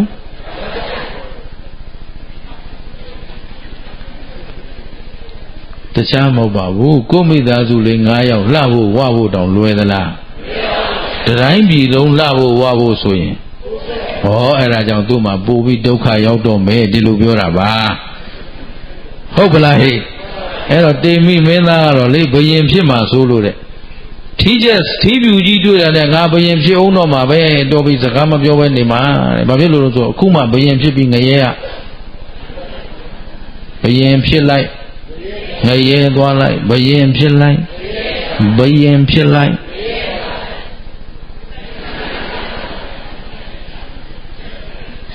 အဲကြောင့်ပညာရှိရဘာဖြစ်မှကြောက်ဘယင်ဖြစ်မှကြောက်အဲဒါကြောင့်သောနကငါတငယ်ချင်းတော့ကြောက်ကြပြီတဲ့တော်သေးရဲ့ငါပါမသွားလို့ဟုတ်ပလားအဲ့ဒီမှာတဲ့သောနကရပ်ပြီးသံဝေကယူနေတော့သူ့ခေါင်းပေါ်ကသိရွက်ကလေးချွေကြတော့ရော့ခေါင်းပေါ်ကဘာချွေကြသိရွက်ချွေကြတာဘာဖြစ်လို့မြဲလို့လားမမြဲလို့လားအဲလေတိုက်လို့တွေဘာလဲမလုပ်နိုင်ဘူးဘာကြသိရွက်ချွေကြဘာဖြစ်တုံးလို့လေတိုက်လို့ဖြစ်နေဦးဟမ်သိရွက်ချွေကြတာဘာဖြစ်လို့ဩဒါဖြင့်သိရွက်ကလေးလဲဒါဖြင့်သိရွက်ကလေးမမြဲရင်သစ်ပင်ကြီးရောမမြဲဘူးဆိုရင်အဲ့ဒီသိရွက်ကလေးသစ်ပင်ကြီးကြည့်ပြီးတော့သိရွက်ကလေးမမြဲဘူးဆိုငါခန္ဓာကိုယ်ရောဆိုတော့ရုပ်မြဲသလားနာမြဲသလားဒုက္ခနာကိုသူညာဆိုင်ရတာအလုံးသဗ္ဗေသင်္ခါရသဗ္ဗေသင်္ခါရတရားအလုံးကဖြစ်ပြီးရင်ပြည့်ပြီးတော့ဖြစ်ပြက်ကလေးလည်းမြင်ရောတောနကလေတခါတည်းခန္ဓာသဘောတွေအကုန်သိပြီးတော့ဖြစ်ပြက်မြင်ဖြစ်ပြက်မုံဖြစ်ပြက်ဆုံးအဲ့ဒီနားရင်ပစ္စေကဗုဒ္ဓဖြစ်သွားတယ်။ဘာဖြစ်သွားလဲ။သူများပြောလို့သိရလားသူကိုယ်တိုင်သိသွားတာလား။ကျင်းတယ်နော်။ဖျားမပွင့်တဲ့ကာလသာသနာ့ဘဖြစ်နေတော့သောနကဘာဖြစ်သွားလို့ပစ္စေကဗုဒ္ဓဖယငယ်ခေါ်တယ်။သဘောပါတယ်နော်။အဲ့တော့သူကတော့ပစ္စေကဗုဒ္ဓဖြစ်သွားပြီဆိုတော့သူ့မှာလောဘဒေါသမောဟရှိသေးလားတဏမာနဒိဋ္ဌိရောမရှိတော့ဘူးဆိုတော့သူကတော့ငါဒီအချိန်ကိုအရိဏမလိုက်ပြီးတရားဟောရင်ရမလားဟိုကဘာဖြစ်နေရာဇမန်တက်နေတယ်ဘာတက်နေလဲအဲ့ဒါခုလည်းခင်ဗျားတို့စီးတဲ့ဥစ္စာလေးရလာကြောက်ကလေးဖြတ်လို့အောင်ခြေကလေးပေါက်ရင်ဝင်းဟမ်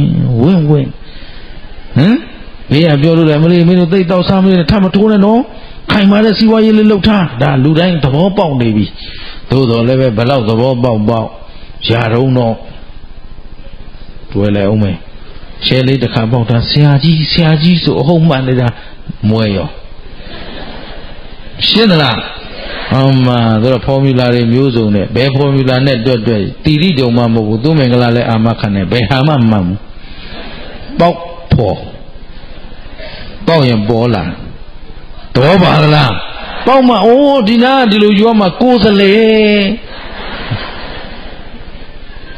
သဘောပါလားအခုကိုယ်စလေမဟုတ်ဘူးတက်ရိုက်လာဟောတာသူမင်္ဂလာရှင်းတယ်နော်သဘောပါလားဘာမရှိလို့ကံမရှိဉာဏ်မရှိလို့မွဲတာရှင်းတယ်နော်အဲ့ဒါကိုဆရာကြီးများပြောသေးတာမလို့ကံမရှိဉာဏ်ရှိတိုင်းမွဲဉာဏ်မရှိလို့မွဲတာရှင်းသလားဉာဏ်ရှိရင်မွဲတဲ့အကြောင်းရှင်းတယ်လားဟဲ့ဘယ်သူကကဲမှာအခုသောနကဘာကဲသွားဆုံးဖြတ်တတ်တဲ့ဉာဏ်ကလေးကငါတကယ်ချင်းတော့ကြောက်ကြပြီကိလေသာငါးပါးအယုံကာမဂုဏ်များတဲကြောက်เสียကောင်းတယ်သံဝေကရနေတုံသိရွက်ကလေးကျွေလိုက်တယ်အဲ့တော့သဗ္ဗေသင်္ခါရအိဋ္ဌာတရားအလုံးကဖြစ်ပြီးပြတ်နေပါလားဆိုသူယုံနာသူကြည့်လိုက်တော့ယရာပညာယပတ္တိသူဘာနဲ့သိသွားလဲပညာနဲ့သိသွားတယ်ဘာနဲ့သိသွားလဲအဲ့ဒီအသိကိုဉာဏ်ခေါ်တာအဲ့ဒီကိုဘာခေါ်လဲဉာဏ်လာတော့ဒီဘက်ကလောဘဒေါသမောဟတဏမာနဒိဋ္ဌိရှိသေးလားမရှိတော့သူ့မှာပူလောင်မလားငြိမ်းဟေးမလားဟိုဘုရင်ကြီးကတော့ငါးပါးယုံကာမဂုဏ်ကြားတဲ့ရောက်သွားတော့ तू ကအေးမလားပူမလားဘုရင်ဖြစ်တာလေပူမလားအေးမလားဟုတ်ကဲ့လားဘယ်ကွန်ကားကြီးနဲ့အိတ်လောက်ပါတယ်အေးသလားပူသလားရှင်းတယ်နော်သဘောပေါက်သလားအဲ့ဒီချိန်တရားလိုက်ဟောရင်ဟောဘလုံးမှမရဘူးအဲ့ဒါစီးပွားပြတ်သွားလို့ကုံသွားပြီဆိုတော့မှဟုတ်တယ်ကွာမင်းပြောတာလွန်သွားပြီမရတော့သဘောပါလားဟဲ့အဲ့တော့အရိဏမငါဒီအချိန်တရားလိုက်ဟောလို့ဖြစ်အောင်မှာမဟုတ်ဘူးတဲ့အချိန်စောင့်ရအောင်မယ်ဆိုပြီးတော့သောနကနန္ဒမူလိုင်ကိုပိစိကဗုဒ္ဓတွေသတင်းသုံးတဲ့နန္ဒမူလိုင်ကိုကြွသွားအဲ့ဒါတရားဟောဖို့အချိန်စောင့်နေတာ ယ်ရွယ်ရောက်မှဟောဖို့တွေ့သလုံးဆိုတော့အရိန္ဒမမင်းကြီးအသက်60အသက်ဘယ်လောက်ရောက်သွား60သားဒီဃာဝုတောင်မှ16နှစ်သားရောက်နေဒါပဲရွယ်ရောက်16နှစ်သားဆိုတော့ဒါရှင်ဘုရင်အိမ်ရှိစံမင်းဖြစ်လွှဲမယ်ဆိုရင်ရှေ့လွှဲလို့ရနိုင်တဲ့ကာလအဲ့တော့သောနကကြည့်တယ်ငါတငယ်ချင်းချင်းနေဘလို့တော့ဆိုတော့သားလေးဒီဃာဝုရဒီချိန်ငါတရားဟာသွားဟောရင်တော့ဖြစ်တော့ပြီစဉ်းစားတယ်အရိန္ဒမကလည်းအဲ့ဒီချိန်ကျမှဟာငါတငယ်ချင်းသောနကဘယ်ရောက်နေမှမသိဘူးအသက်ဘယ်လောက်မှသတိရဘယ်ရွယ်ကကွဲသွား20ကကွဲသွားဘယ်လောက်မေ့ဩနည်းနည်းပဲဟမ်ဘသူကမေ့ခိုင်းတာငါးပါးအာယုံကာမဂုဏ်မင်းရေးမင်းရာတွေစီစဉ်ရမိဖုရားရေးရာတွေစီစဉ်ရဆိုတော့သူ့မှာအားကြီးမရှိတော့တငယ်ချင်းအရင်ကြီးတောင်နှစ်ပေါင်းဘယ်လောက်မေ့ဩခမရတို့တရားမေ့တာလည်းမပြောနဲ့တကယ်တော့အရိန္ဒမမင်းသားဟာဘသူလဲဆိုရင်ဖရာအလောင်းဘသူတော့ဖရာအလောင်းကိုယ်တိုင်ကိုယ်ပါဖြစ်နေလို့မေ့နေတာဩဒါဆိုဒုမေ့တာအပြစ်ရှိလားမေ့တာအပြစ်ရှိလားဖရာလောက်တော့မေ့တာဒုမေ့တာပြစ်မရှိဘူးများဆိုခြင်းသလားအပြစ်မရှိဘူးဆိုသွားလေရှင်းသလားကိုယ့်ကိုမေ့စင်ကြေပေးပြီးမေ့ခြင်းလို့မေ့သွားမှာတော့တဲဟုတ်လူသသိန်းနဲ့သသိန်းသေလို့ဒုက္ခရီတယောက်ပြန်မရောက်ဘူးအကုန်ပဲသွားအဲ့ဒီအကုန်လုံးထဲမှာနေမလားလွတ်အောင်ယုံမလားဘသူပေါ်မှာမူတည်တော့ကြည်ရတယ်နော်အဲ့တော့ရေးလိုက်ငားလိုက်လောက်ကြမလားလွတ်အောင်ယုံကြမလားကြည်ရကြလားဟဲ့အဲ့ဒီမှာအရိန္ဒမမင်းကြီးကလည်းသတိရလာတော့ငါတငယ်ချင်းသောနကဘယ်ပုံရှိတယ်အဲ့ဒီကြမှာပုံတွေပါတွေပကြီးစရာနဲ့ဆွဲပြီးတော့မှအလိုရှိသည်တရင်ပေးနိုင်သူဒေါ်လာသန်း1000ခင်းတဲ့ညီအောင်ပြောရတယ်သဘောပါလားသူတို့ခေတ်ကတော့စုတော်ငွေ1000လောက်ဆိုတော်တော်များနေပြီတော်တော်သုံးလို့ရပြီအဲ့တော့အဲ့ဒီ1000နဲ့အခုခေတ်သန်း1000နဲ့တူတူပဲရှင်းတယ်နော်တို့တို့ငယ်ငယ်တုန်းကတော့နာမည်တစ်ခုမှဓမ္မအခုဘယ်လောက်ပါလဲအေးရွှေစည်းနဲ့တွက်ကြည့်လိုက်နော်အဲ့တော့ကျုပ်တန်း1000ကြီးညာတာလွန်သလားမလွန်ရင်ကြီးနှက်ရင်ကြီးညာလိုက်မယ်နော်စုတော်ငွေဘယ်လောက်လဲဒေါ်လာဗမာငွေမသုံးဘူးပါတော့ဒေါ်လာတန်း1000ဘယ်လောက်လဲအဲ့တော့နေရအတိအကျပြောလိုက်ရင်သန်း2000ပေးမယ်ကိုမမပေးရတာချတရင်ပေးနိုင်တဲ့လူဒေါ်လာဘယ်လောက်တဲ့သန်း1000ဟုတ်ပြီနော်နေရအတိအကျပြနိုင်ရင်သန်း2000ပေးမယ်ကြီးညာလိုက်တဲ့ခါကျတော့အရိန္ဒမမင်းကသတိရတယ်ဆိုရင်ပဲသောနကကလည်းကြွလာသောနကကြွလာဥယျာဉ်ထဲမှာကလေးတယောက်ကဒီစာဖတ်နေတယ်ဒါဒီလိုပဲဆိုဟေ့ကလေးမင်းဘာတွေဖတ်နေတော့သောနကယဟန္တာပိစိကဗုဒ္ဓကြီးကမေးတော့ဒီလိုပဲဘုရင်ကြီးကလေဟိုမှာသူအသက်20တုန်းကကွဲသွားတဲ့တငယ်ချင်းတယောက်တွေ့ကျင်လို့တယ်အဲ့ဒါဘယ်လိုလုပ်မလို့ရည်စရာကြီးတဲ့ကလေးကနော်ဆိုတော့ဟေးရည်စရာမဟုတ်ဘူးမင်းသွားပြောလိုက်အရှင်မင်းကြီးရဲ့တငယ်ချင်းကိုကျွန်တော်မျိုးသိတယ်လို့ပြောလိုက်ပြောပြီးသန်း1000အရင်ယူဟုတ်ပြီနော်ပြီးရင်နေရာလိုက်ပြဆိုလိုက်ပြမယ်အဲ့ဒါအတိအကျလိုက်ပြပါမယ်ဆိုပြီးနောက်ထပ်တန်းထောင်ဘာလို့ဆိုရှင်ဘုရင်ကြီးညာထားတာသိမသိကြဘူးဟိုကျုပ်ကလောက်ကြံပြောတာမဟုတ်ဘူးစာရဲဒီလိုရှိတယ်သဘောပါသလားအဲ့သူကကြီးညာထားတာကပထမတရင်ပေးနိုင်သူစုငွေ900ဟုတ်ပြီနော်နေရာအတိအကျလိုက်ပြနိုင်ရင်စုငွေ900ဘယ်လောက်ပေးမှာ1000ပေးမှာအဲ့တော့မင်းအရင်ဆုံးသတင်းပေးတယ်တွေ့ပြီအဲ့ဒီငယ်ချင်းကိုသတင်းပေး900အရင်တောင်းနော်တောက်လျှောက်ပြောလိုက်ရင်900ပဲရမှာဒါမှတကယ်မကောင်းရင်ရကြမှာရတော့ပါလားမင်းမှာသစ္စာလူမှာဂရိဆိုမင်းကသစ္စာပဲရှိတာဂရိမတည်ဘူး ရှင်းတုန်းကပြောတာပါသဘောပါသလားအဲ့ဒီမှာသန်း2000မင်းရအောင်ယူပြီးရင်ငါဟောဒီဥယျာဉ်ထဲကစောင့်နေမယ်မင်းအဲ့ဒီလိုက်ပြဟောဒီသစ်ပင်ရိပ်အောက်ကခရီးပင်အဲ့ဒီရိပ်အောက်ပေါ်လေအပင်တစ်ခုခုအောက်ထိုင်စောင့်နေမယ်ခေါ်ခဲ့ဆိုတော့ဟာအရှင်ဘုရားသိကြလားသိကြတယ်သွားမင်းသတိဖြစ်ပြီပေါ့ဟုတ်ပြီနော်ကဲတို့ပြောကြစို့ကလေးကသွားပြောခေါ်လာဘယင်ကြီးရောက်လာပြီဘယ်သူနဲ့တွေ့တော့သောနကပစ္စေကဗုဒ္ဓနဲ့ရှင်ဘယင်နဲ့တွေ့ဒါတော့ရှင်ဘယင်ကြီးကတော့သောနကပစ္စေကဗုဒ္ဓကသစ်ပင်ရိပ်အောက်ကပူလေးပေါ်မှာထိုင်တော့ဟိုကတော့တငယ်ချင်းမာသလားတာသလားပေါ့လေမင်းအခုမှတွေ့ရတယ်ဘယ်တွေလျှောက်သွားနေတော့ပေါ့ဘယ်တော့မှသင်္ကန်းဝတ်လိုက်တယ်မင်းကွာငါစီတော့လိုက်မလာပဲနဲ့ဒီလိုပေါ့စိတ်ကူးရင်ပြီးကိုယ့်ကိုတွေးကျင်တယ်လို့တွေးတော့နော်အဲ့တော့တငယ်ချင်းနှစ်ယောက်အပြန်လန်းနှုတ်ဆက်တယ်နှုတ်ဆက်ပြီးတော့မှသောနက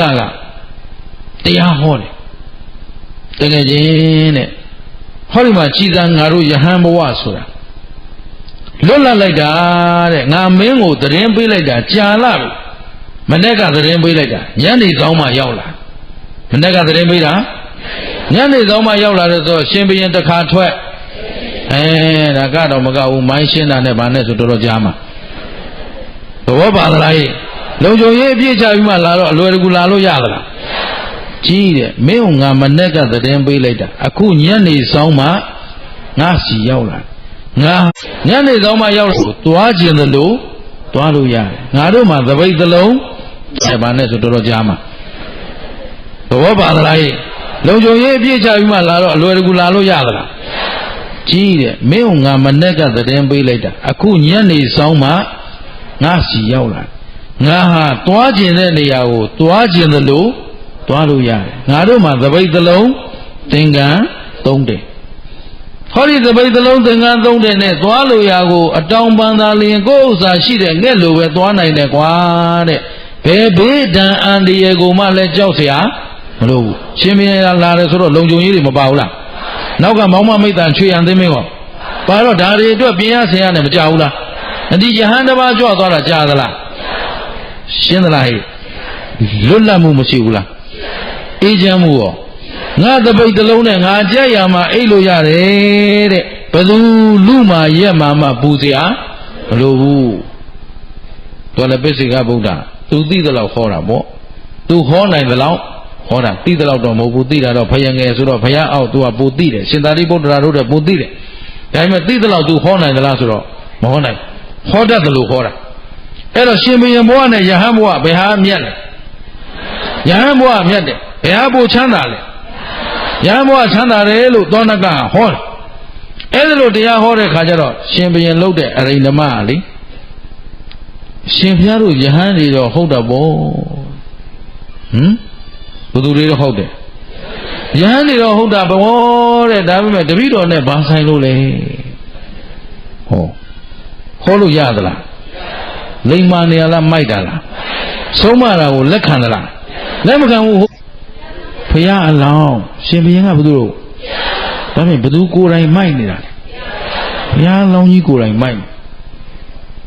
ကိုတော်တို့ကကိုတော်ဟာကိုတော်ဟုတ်တာဗောတဲ့တပိတ်သလုံးနဲ့သွားသင်္ကန်း3တယ်နဲ့သွားတပည့်တော်ကဘယင်းနဲ့တူမလားတဲ့သူကတောင်မှသဘောပါသလားပြောလို့ရသလားမရတော့ဩမင်းကြီးတဲ့ခုချိန်ထိအာယုံကာမဂုဏ်တွေတတ်မဲ့တုံးကိုတဲ့အဲ့တော့ငါဥပမာလေးတစ်ခုပြမယ်ကွာမင်းနားထောင်ရှင်ဘုရင်ကိုဗာပြမယ်ဥပမာလေးပြမယ်နားထောင်တဲ့မင်းဟာအရွယ်3ပါးလုံးမိုက်နေတဲ့လူပဲအရွယ်ဘယ်နှပါကိုသက်ဘယ်လောက်ရှိပြီလို့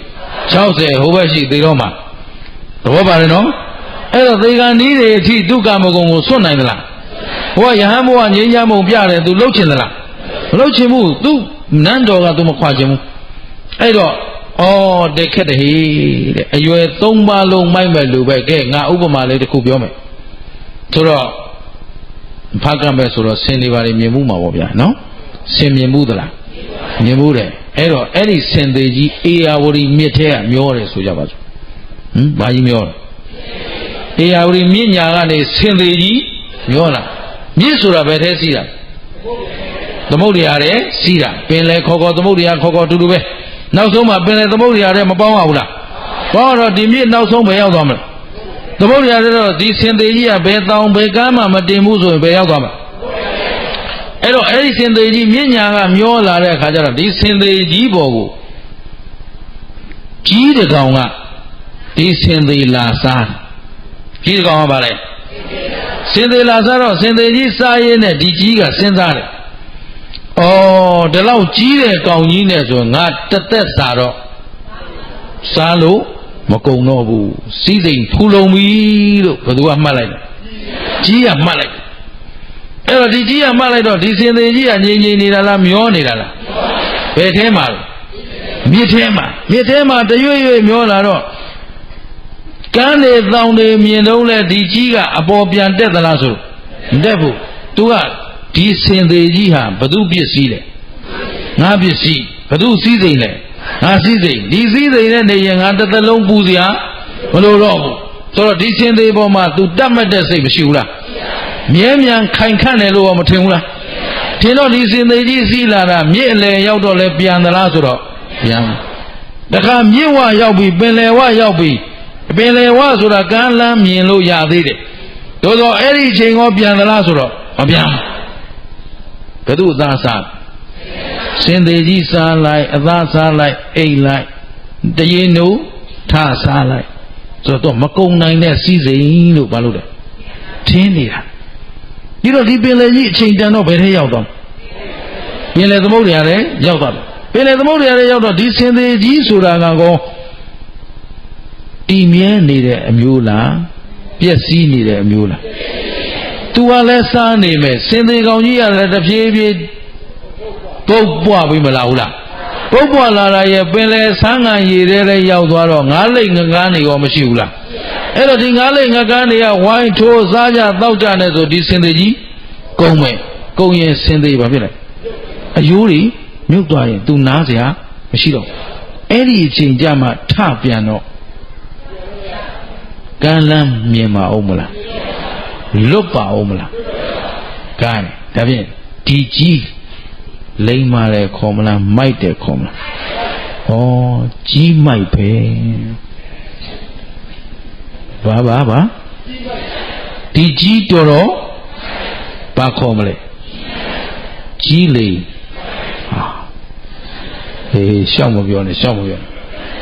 ရှေ့မှာလူကြီးတွေတိုင်းနေမယ်ဟမ်ကြီးလေဟောဟမ်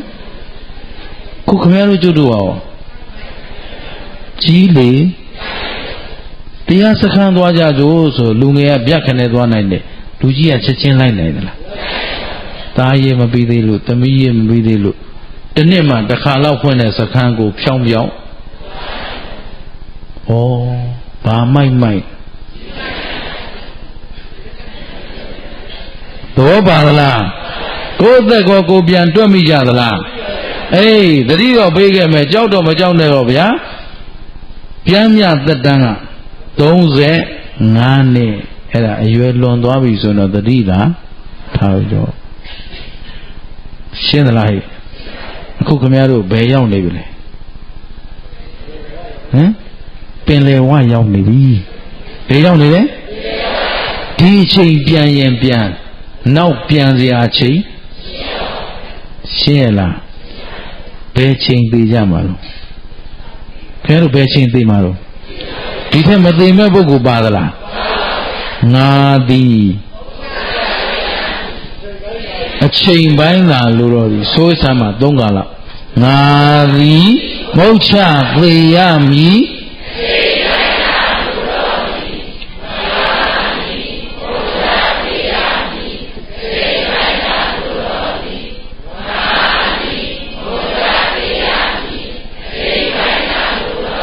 အသေးမဥခင်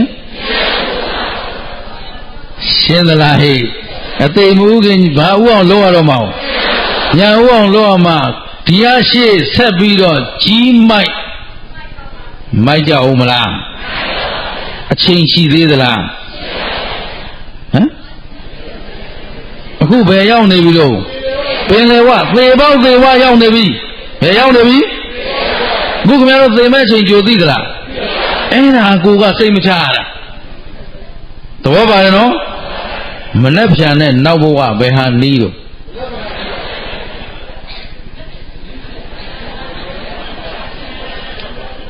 နှက်ဖြန်နဲ့နောက်ဘဝဘယ်ဟာနီးတယ်ထင်တော့အခုဖြတ်ခနဲ့သိရင်သွားပြီးနောက်ဘဝမနှက်ဖြန်ကည7 နာရီကျော်မှရောက်မှာရှင်းသလားအဲ့ဒါခင်ဗျားတို့စိတ်ချလက်ချနေကြရသလားမရတော့ဒီကြီးကိုကြီးလိမ်မှာခေါ်မလားကြီးမိုက်ခေါ်မလားကြီးလိမ်မဖြစ်စေနဲ့လို့ရှင်းလားဟဲ့အဲ့တော့မှဒီမှာသောနကဆုံးမတယ်တကယ်ချင်းတဲ့အဲ့ဒီကြီးမိုက်ဟာကမ်းပေါ်ရောက်အောင်စောစောစီးစီးပြန်ထားရင်ဒီလိုအသေးစိုးနဲ့သေစရာမရှိဘူးတဲ့အခုပင်လေတဲ့ဒီမမြဲတဲ့စီးစိမ်ဥစ္စာကိုမြဲတယ်ထင်းနေတယ်ထင်းပြီးတော့လိုက်သွားရတာပင်လေရောက်တော့မှပင်လေတဲ့ရောက်မှစင်သေးမြုပ်မှထပြန်တော့လွတ်သေးလားတောင်ပန်နေပူပြီးတော့တခါတည်းရေထဲကျငါးစာဖြစ်သွားတယ်တကယ်ချင်းတဲ့ဆိုတော့ရှင်ဘုရင်ကလေအဲ့ဒါကြီးပဲဖရာတဲ့တပည့်တော်နဲ့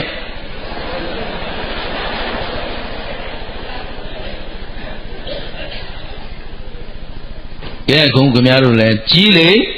မိုက်လေကြီးတယ်လူမိုက်တာပဲဖရာတပည့်တော်တို့နဲ့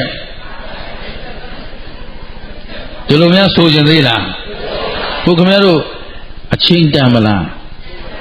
တရားလုပ်ချိန်တန်မလားဘယ်ချိန်သိကြမှာလို့သိချိန်သိတာနဲ့မသိတာဘယ်ဟာပိုကြောက်ရနေမြင်မရှိဘူးလားကိုယ်ရှိတင်သိသွားတဲ့လူတွေအများကြီးမရှိဘူးလားဟုတ်တော်မနေ့ကမှအကောင်းကြီးနှုတ်ဆက်ခဲ့တာနေ့လေကြောက်တော့မရှိဘူးလားသူတင်သိတာလားကိုရောမသိနိုင်ဘူးလားကိုမှသိစရာအကြောင်းတွေရှိမရှိဝင်လေထွက်လေရပ်သွားရဲ့လေသိမအဲ့ဒါဝင်လေထွက်လေမရှိတာဆိုတာသိနေတဲ့ပုဂ္ဂိုလ်တဲ့ဖလတ်သမ္မာပဝင်စားနေတဲ့ပုဂ္ဂိုလ်တဲ့ရေငုပ်နေတဲ့ပုဂ္ဂိုလ်တဲ့ဒါရှင်းသလားရေငုပ်နေတာတော့အောက်ဆီဂျင်ဘူးနဲ့ငုပ်ရင်အရှူရက်လို့မရဘူးရှင်းသလားဟဲ့ကောင်းပြီအဲ့တော့ခင်ဗျားတို့အသက်ရှူရရင်လေနှလုံးသွေးရပ်သွားရင်ပေါ့နှလုံးသွေးဆိုတယ်ဒီမှာကြည့်ခန္ဓာကိုယ်သွေးပြန်ကြောတဲ့ကနေနှလုံးအိမ်ဆိုတော့တလက်စွမ်းမြတ်လောက်လေးရှိတာအဲ့ဒီတလက်စွမ်းမြတ်လောက်ရှိတဲ့လက်တဆုပ်စာလောက်ကလေးရှိတဲ့သွေးအိုင်လေးကိုသွေးပြန်ကြောသွေးလေးတွေပေါင်းခင်ဗျားတို့အသက်တစ်ခါရှူလိုက်တိုင်းသူတပေါက်ကြပေါင်းဒီလိုကြပေါက်ဆိုကြပြီးနောက်တစ်ပေါက်မကြရသေးတယ်နောက်တစ်ပတ်ကြမကြရသေးတယ်နှစ်ပေါက်ထိသူရတယ်တချို့ရင်နဲ့အောင့်လာတယ်ဆိုအဲ့ဒါသွေးကြမှချင်းမကြဘူးအဲ့ဒီနှစ်ပေါက်မကြတတရအပေါက်ပေါက်ခနဲ့မကြရင်ရှင်းမလားတဲလေးရှိတာဘယ်လိုရှိတာတဲလေးရှိတာမြဲသလားဘယ်လိုခန္ဓာကိုယ်ကြီးဟာဆင်သေးကောင်ကြီးလိုပဲအချိန်နဲ့အမျှပုတ်ပွားပြီးတော့အုံမင်းရင်ရောမလာဘူးလားအချိန်တိုင်းရင်ပျက်စီးခြင်းနဲ့ရောမကြုံဘူးလားဇရာမရဏမီးတွေရောမလောင်ဘူးလားအဲ့တော့ဇရာမရဏနီးဒီဟူသောငါးလိတ်ကငန်းတွေလည်းအစာခံနေရတယ်အဲ့တော့ဒီစင်သေးကြီးကိုမြဲတယ်ထင်နေလို့တော့ကြီးမိုက်လို့အသေးစိုးနဲ့ပြန်အဲ့တော့မေ့လျော့နေကြမလားကြိုးစားကြအသေးမဥခင်ရှင်းသလားအဲ့ဒီမှာအရိန္ဒမဆုံးမလို့ရသလားဆိုအဲ့ဒါကြီးမို့မိုက်တာတပည့်တော်နဲ့ဆိုတော့တောနကစဉ်းစားငါတခါယဟန်ဘဝမင်းဘဝနှိုင်းရှင်ပြလို့တခါဆုံးမပြီရသလားမရလို့ဒုတိယအကြိမ်ဆင်သေးနဲ့ကြီးမိုက်ဥပမာပြပြီးဆုံးမပြီရသလားမရတော့ပညာရှိဆိုတာနှစ်ခါပဲဆုံးမမယ်ဟုတ်ပြီနော်သုံးခါထပ်ဆုံးမရင်အဲ့ဒါလူမိုက်ဆုံးမတဲ့လူကလူမိုက်ဘာလို့ဆိုနားမှမထောင်တဲ့လူပြောနေလို့ရှင်းသလားဟဲ့အဲ့တော့ငါလူမိုက်တော့အဖြစ်မခံနိုင်ဘူးတဲ့ဒီပုဂ္ဂိုလ်ပါးစပ်နဲ့တော့ဆုံးမလို့မရဘူးကဲတခါတော့မင်းကြီးတဲ့တငယ်ချင်းမင်းငါပြောလို့မရလဲမတတ်နိုင်ဘူးကွာတဲ့မင်းတိုင်းနဲ့မင်းကနေခဲ့တော့ တကယ်တော့ဒီအချိန်ဟာ၅ပါးအာယုံကာမဂုဏ်စွန့်ပြီးတော့တောရမိပြီးတရားအာထုတ်သင့်ပြီတဲ့မင်းသေဖို့အချိန်နီးလာပြီပင်လယ်ဝရောက်နေပြီတကယ်ချင်းကဲရှိစေတော့မင်းသဘောနဲ့မင်းနေရငါတော့သွားတော့မယ်ဆိုပြီးတော့သောနကကလေဒီခါတဲ့မတ်တရပြီးခြေမနဲ့ခြေညိုးကြမြူမုံလေးတွေကုတ်ပြီးတော့ကောင်းကင်ပြန်ပြီးရှင်ပြင်းကောင်းပေါ်ဖုံလေးချတာပဲဘယ်သူကောင်းပေါ်တော့အေးလေပါဇက်နဲ့မှပြောမရတော့ဖနှောင်းနဲ့ပေါက်ယုံရှိတာပေါ့သဘောပါသလားအဲ့ဒါတချို့ရှိသေးတာမလဲလူကြီးတွေအမေတရားစခန်းဝင်မလားဆိုနင်တို့ကငါနင်နာပေါ့လေဟောဟင်သားသမီးကဘယ်ပို့တာတရားစခန်းဆိုတာမကောင်းရပို့တာလားကောင်းရပို့တာလားအဲ့ဒါဒီအမေဖေကဂျင်းတ်သလားဆိုတော့ကြီးလေသဘောပါလားငါမြနင်လို့နေကြတာလားအသုံးဝင်တော့ဆိုတော့ဟုတ်မှာပေါ့တဲ့စီးပွားမရှာနိုင်တော့ဒီလိုပဲတဲ့ဘုန်းကြီးရေ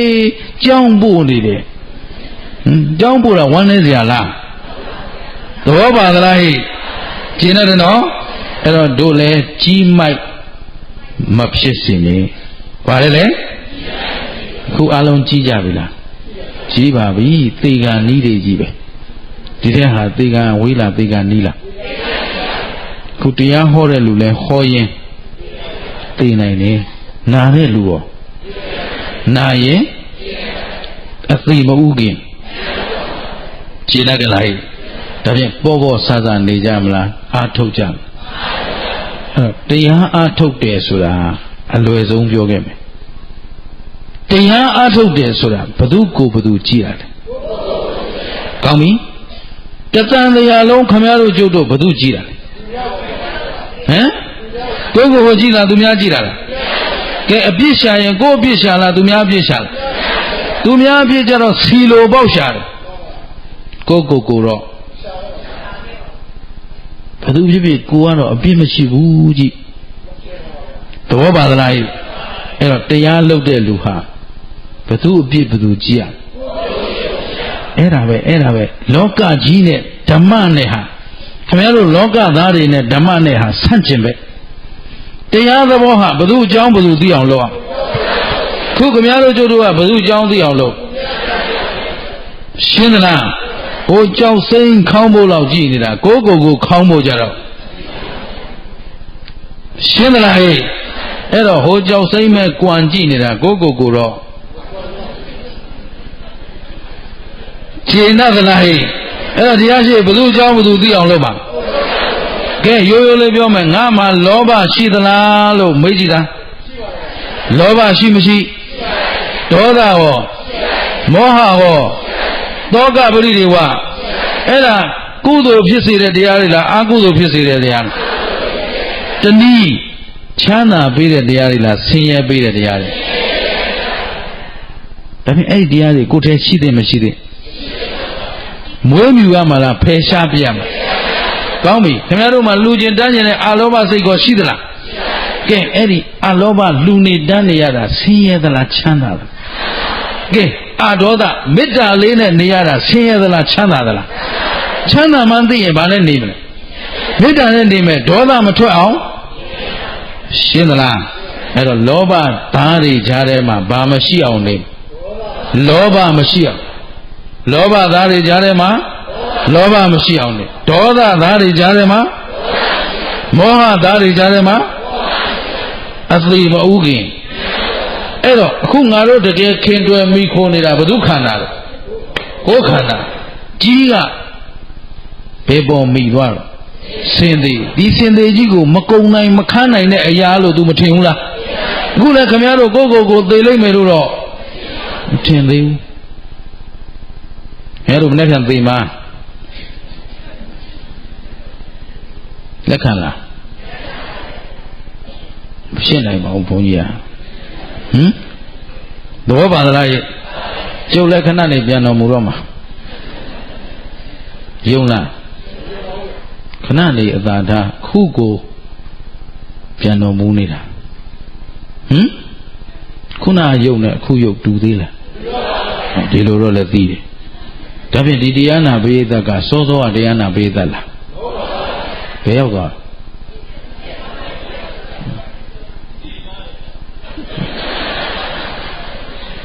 ကဲပလင်မောကတရားဟောနေတာဘာလို့လဲ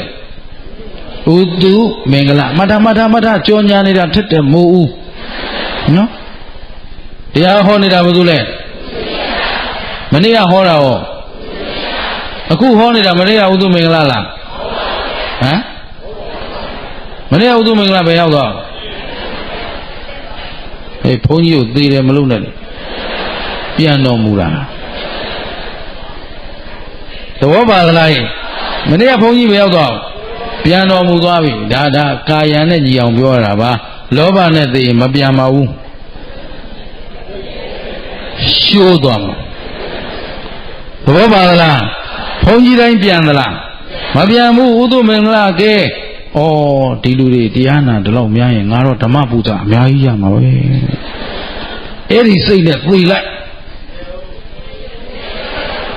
သူမင်္ဂလာဘယ်ရောက်တော့ရှင်းသလား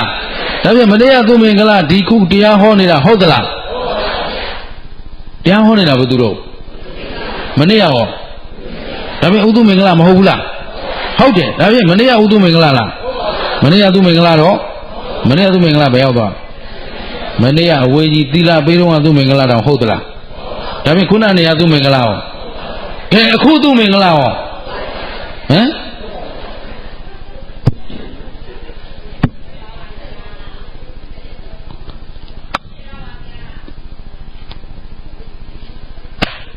ကြားလားရှိသေးလားအဲ့လိုတည်သွားရင်ခန္ဓာဘယ်နှပါး၅ပါးဖြစ်ပြီး၅ပါးပြတ်တယ်ရုပ်ကြံသလားနာမ်ခန္ဓာရောဖြစ်မွေးဒါဖြင့်ဒါသူမင်္ဂလာအစစ်လားအစားထိုးထားတယ်တရားနာပိဋကရောဘယ်ဟာခိုင်မြဲတယ်ဒါဖြင့်အိုအောင်စောင့်နေမလားအခုလောက်ရမှာလားလောလောဆယ်ကငါတို့သေပေါက်သေးဝအချိန်မရွေးရှင်းသလားအသိမဥခင်ဒါဖြင့်ဘယ်အချိန်ကစလို့အခုကစလို့ခြေနာသလားရဲ့သဘောပါလေနော်အဲ့တော့မိမိရောဘောဆဆနေချိန်ရှိသလားမရှိတော့ဒီမှာသောနကကတော့ခြေမုံမြေစာမုံကိုခြေစာမုံကိုဘသူကောင်းပေါ်ချသူမင်္ဂလာတော့တထွာမှမကြလို့ခေါင်းပေါ်တော့မချနိုင်ဘူးလှုပ်ချင်သလိုသာလှုပ်ကြသဘောပါလေနော်အဲ့တော့ဒီမှာကြည်သားခြေသာမုံခေါင်းပေါ်ကြတော့ရှင်မင်းဆိုတာသူ့အထက်ကလူမရှိဘူးလို့မှတ်ထားတာအခုဒီယဟန်ကဘသူ့ပေါ်ကြွသွားတာသူ့ပေါ်ကြပြီးခြေသာမုံနေတော့ခါချသွားတော့အဲ့ဒီကြမှာလန့်သွားတယ်ဖရာအလောင်းဩငါတော့တထွာတောင်မကြောက်60ကျော်မှဆိုခုံရင်အစုံဆုံးကြွ1000ပေါ့တထွာပေါ့သဘောပါသလားသူ့မှာတော့ကြွသွားလိုက်တာကောင်းကင်ပြန်သွားတယ်တဲ့။ဩယဟန်ဘဝတဲမြင့်မြတ်ပါလားသူ့အထက်ထိတ်ချမှာမဲတမြမှာလည်းဘုန်းကြီးထိတ်ချမှာပိစိကဗုဒ္ဓမှာပြီးအဲ့လိုလုပ်ပါအဲ့တော့သူထိတ်ချလိုက်တော့ရှင်ဘုရင်ဆိုတာခံကျင်သလားမခံကျင်တော့ဒင်းကငါထက်မြင့်မြတ်သွားပြီကိုမဖြစ်ချင်ဘူးငါလည်းတောထွက်မှာပဲဆိုအဲ့ကြမှာဒီကဝတ်နမ်းပေးပြီးတော့တောထွက်တယ်ဆိုတော့ခြေစာမုံချမှာပဲဟုတ်ပြီနော်စောစောတုန်းကတော့သူဘာမိုက်ကြီးလေမဖြစ်စေနဲ့သဘောပါသလားဒါဖြင့်အသေးမဥခင်ဘာဥအောင်ဉာဏ်ဥခြင်းတတိထားဝရိယဆိုင်ပညာနဲ့ကြည့်ဘသူကိုဘသူကြည့်ရဒီရရှိဘသူပြည့်ဘသူရှားမလဲအဲ့တော့ကိုယ်လုံးအသေးမဥခင်ဉာဏ်ကမှတို့ကိုကဲမှာရှင်းသလားယုံသလားဉာဏ်ကလည်းဘယ်ဉာဏ်လုံးမင်းရင်ဝိပဿနာဉာဏ်ဘယ်ဉာဏ်လဲဝိပဿနာဉာဏ်ဆိုတာဘသူကိုဘသူအထူးကြည့်တာလေကိုယ်ကိုအထူးကြည့်တော့ယုတ်တရားနဲ့ယုတ်နဲ့နာနဲ့ယုတ်ကြည့်တော့မြဲသလားနာကြည့်တော့ဘယ်တရားကြည့်ဖြစ်ပြီးရင်ဒီခန္ဓာမှမမြဲရင်ပစ္စည်းဥစ္စာဟောယာရုဂုံသိင်ဟောလာခြင်းလာဖြစ်ပြီးတော့ဘာသစ္စာသိတဲ့ဉာဏ်ကဉာဏ်သာရှိရင်ဒီဘက်ကလောဘဒေါသမောဟတဏှာမာနဒိဋ္ဌိတွေလာအောင်မလားမလာရင်ဘာသစ္စာသိတော့ သမုဒိယဒုက္ခဆင်းရဲကြောင်းသိမှတော့ဆင်းရဲကြိုးရပါဦးမလားအလိုလိုမရမှာလားဉာဏ်ဥမှမရမှာလားဉာဏ်ဥမှဆိုတော့အသိမဥခင်ဉာဏ်ဥခြင်းသတိထားဘု து ကိုဘု து ကြည့်ကိုယ့်ကိုယ်ကြည့်တော့ရှိတာယုတ်တရားနဲ့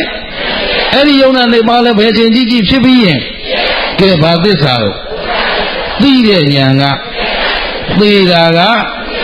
နောက်ခန္ဓာမလာတာကသစ္စာဘယ်နှချက်ကြိုက်အေးဤကဲ့သို့သစ္စာ၄ချက်တပြိုင်တည်းကြိုက်မှသာလျင်တန်ត្រာဝတ်တွင်းကလွတ်ကင်းမှဖြစ်တဲ့အတွက်ကြီးမိုက်မနေကြဘဲနဲ့အသေးမဥခင်ဉာဏ်ဥအောင်ကြိုးစားကြစို့လို့တိုက်တွန်းရင်းနဲ့ဖားကမြို့နယ်တရားပွဲဒီမှာပဲဏိဂုံးချုပ်ကြစို့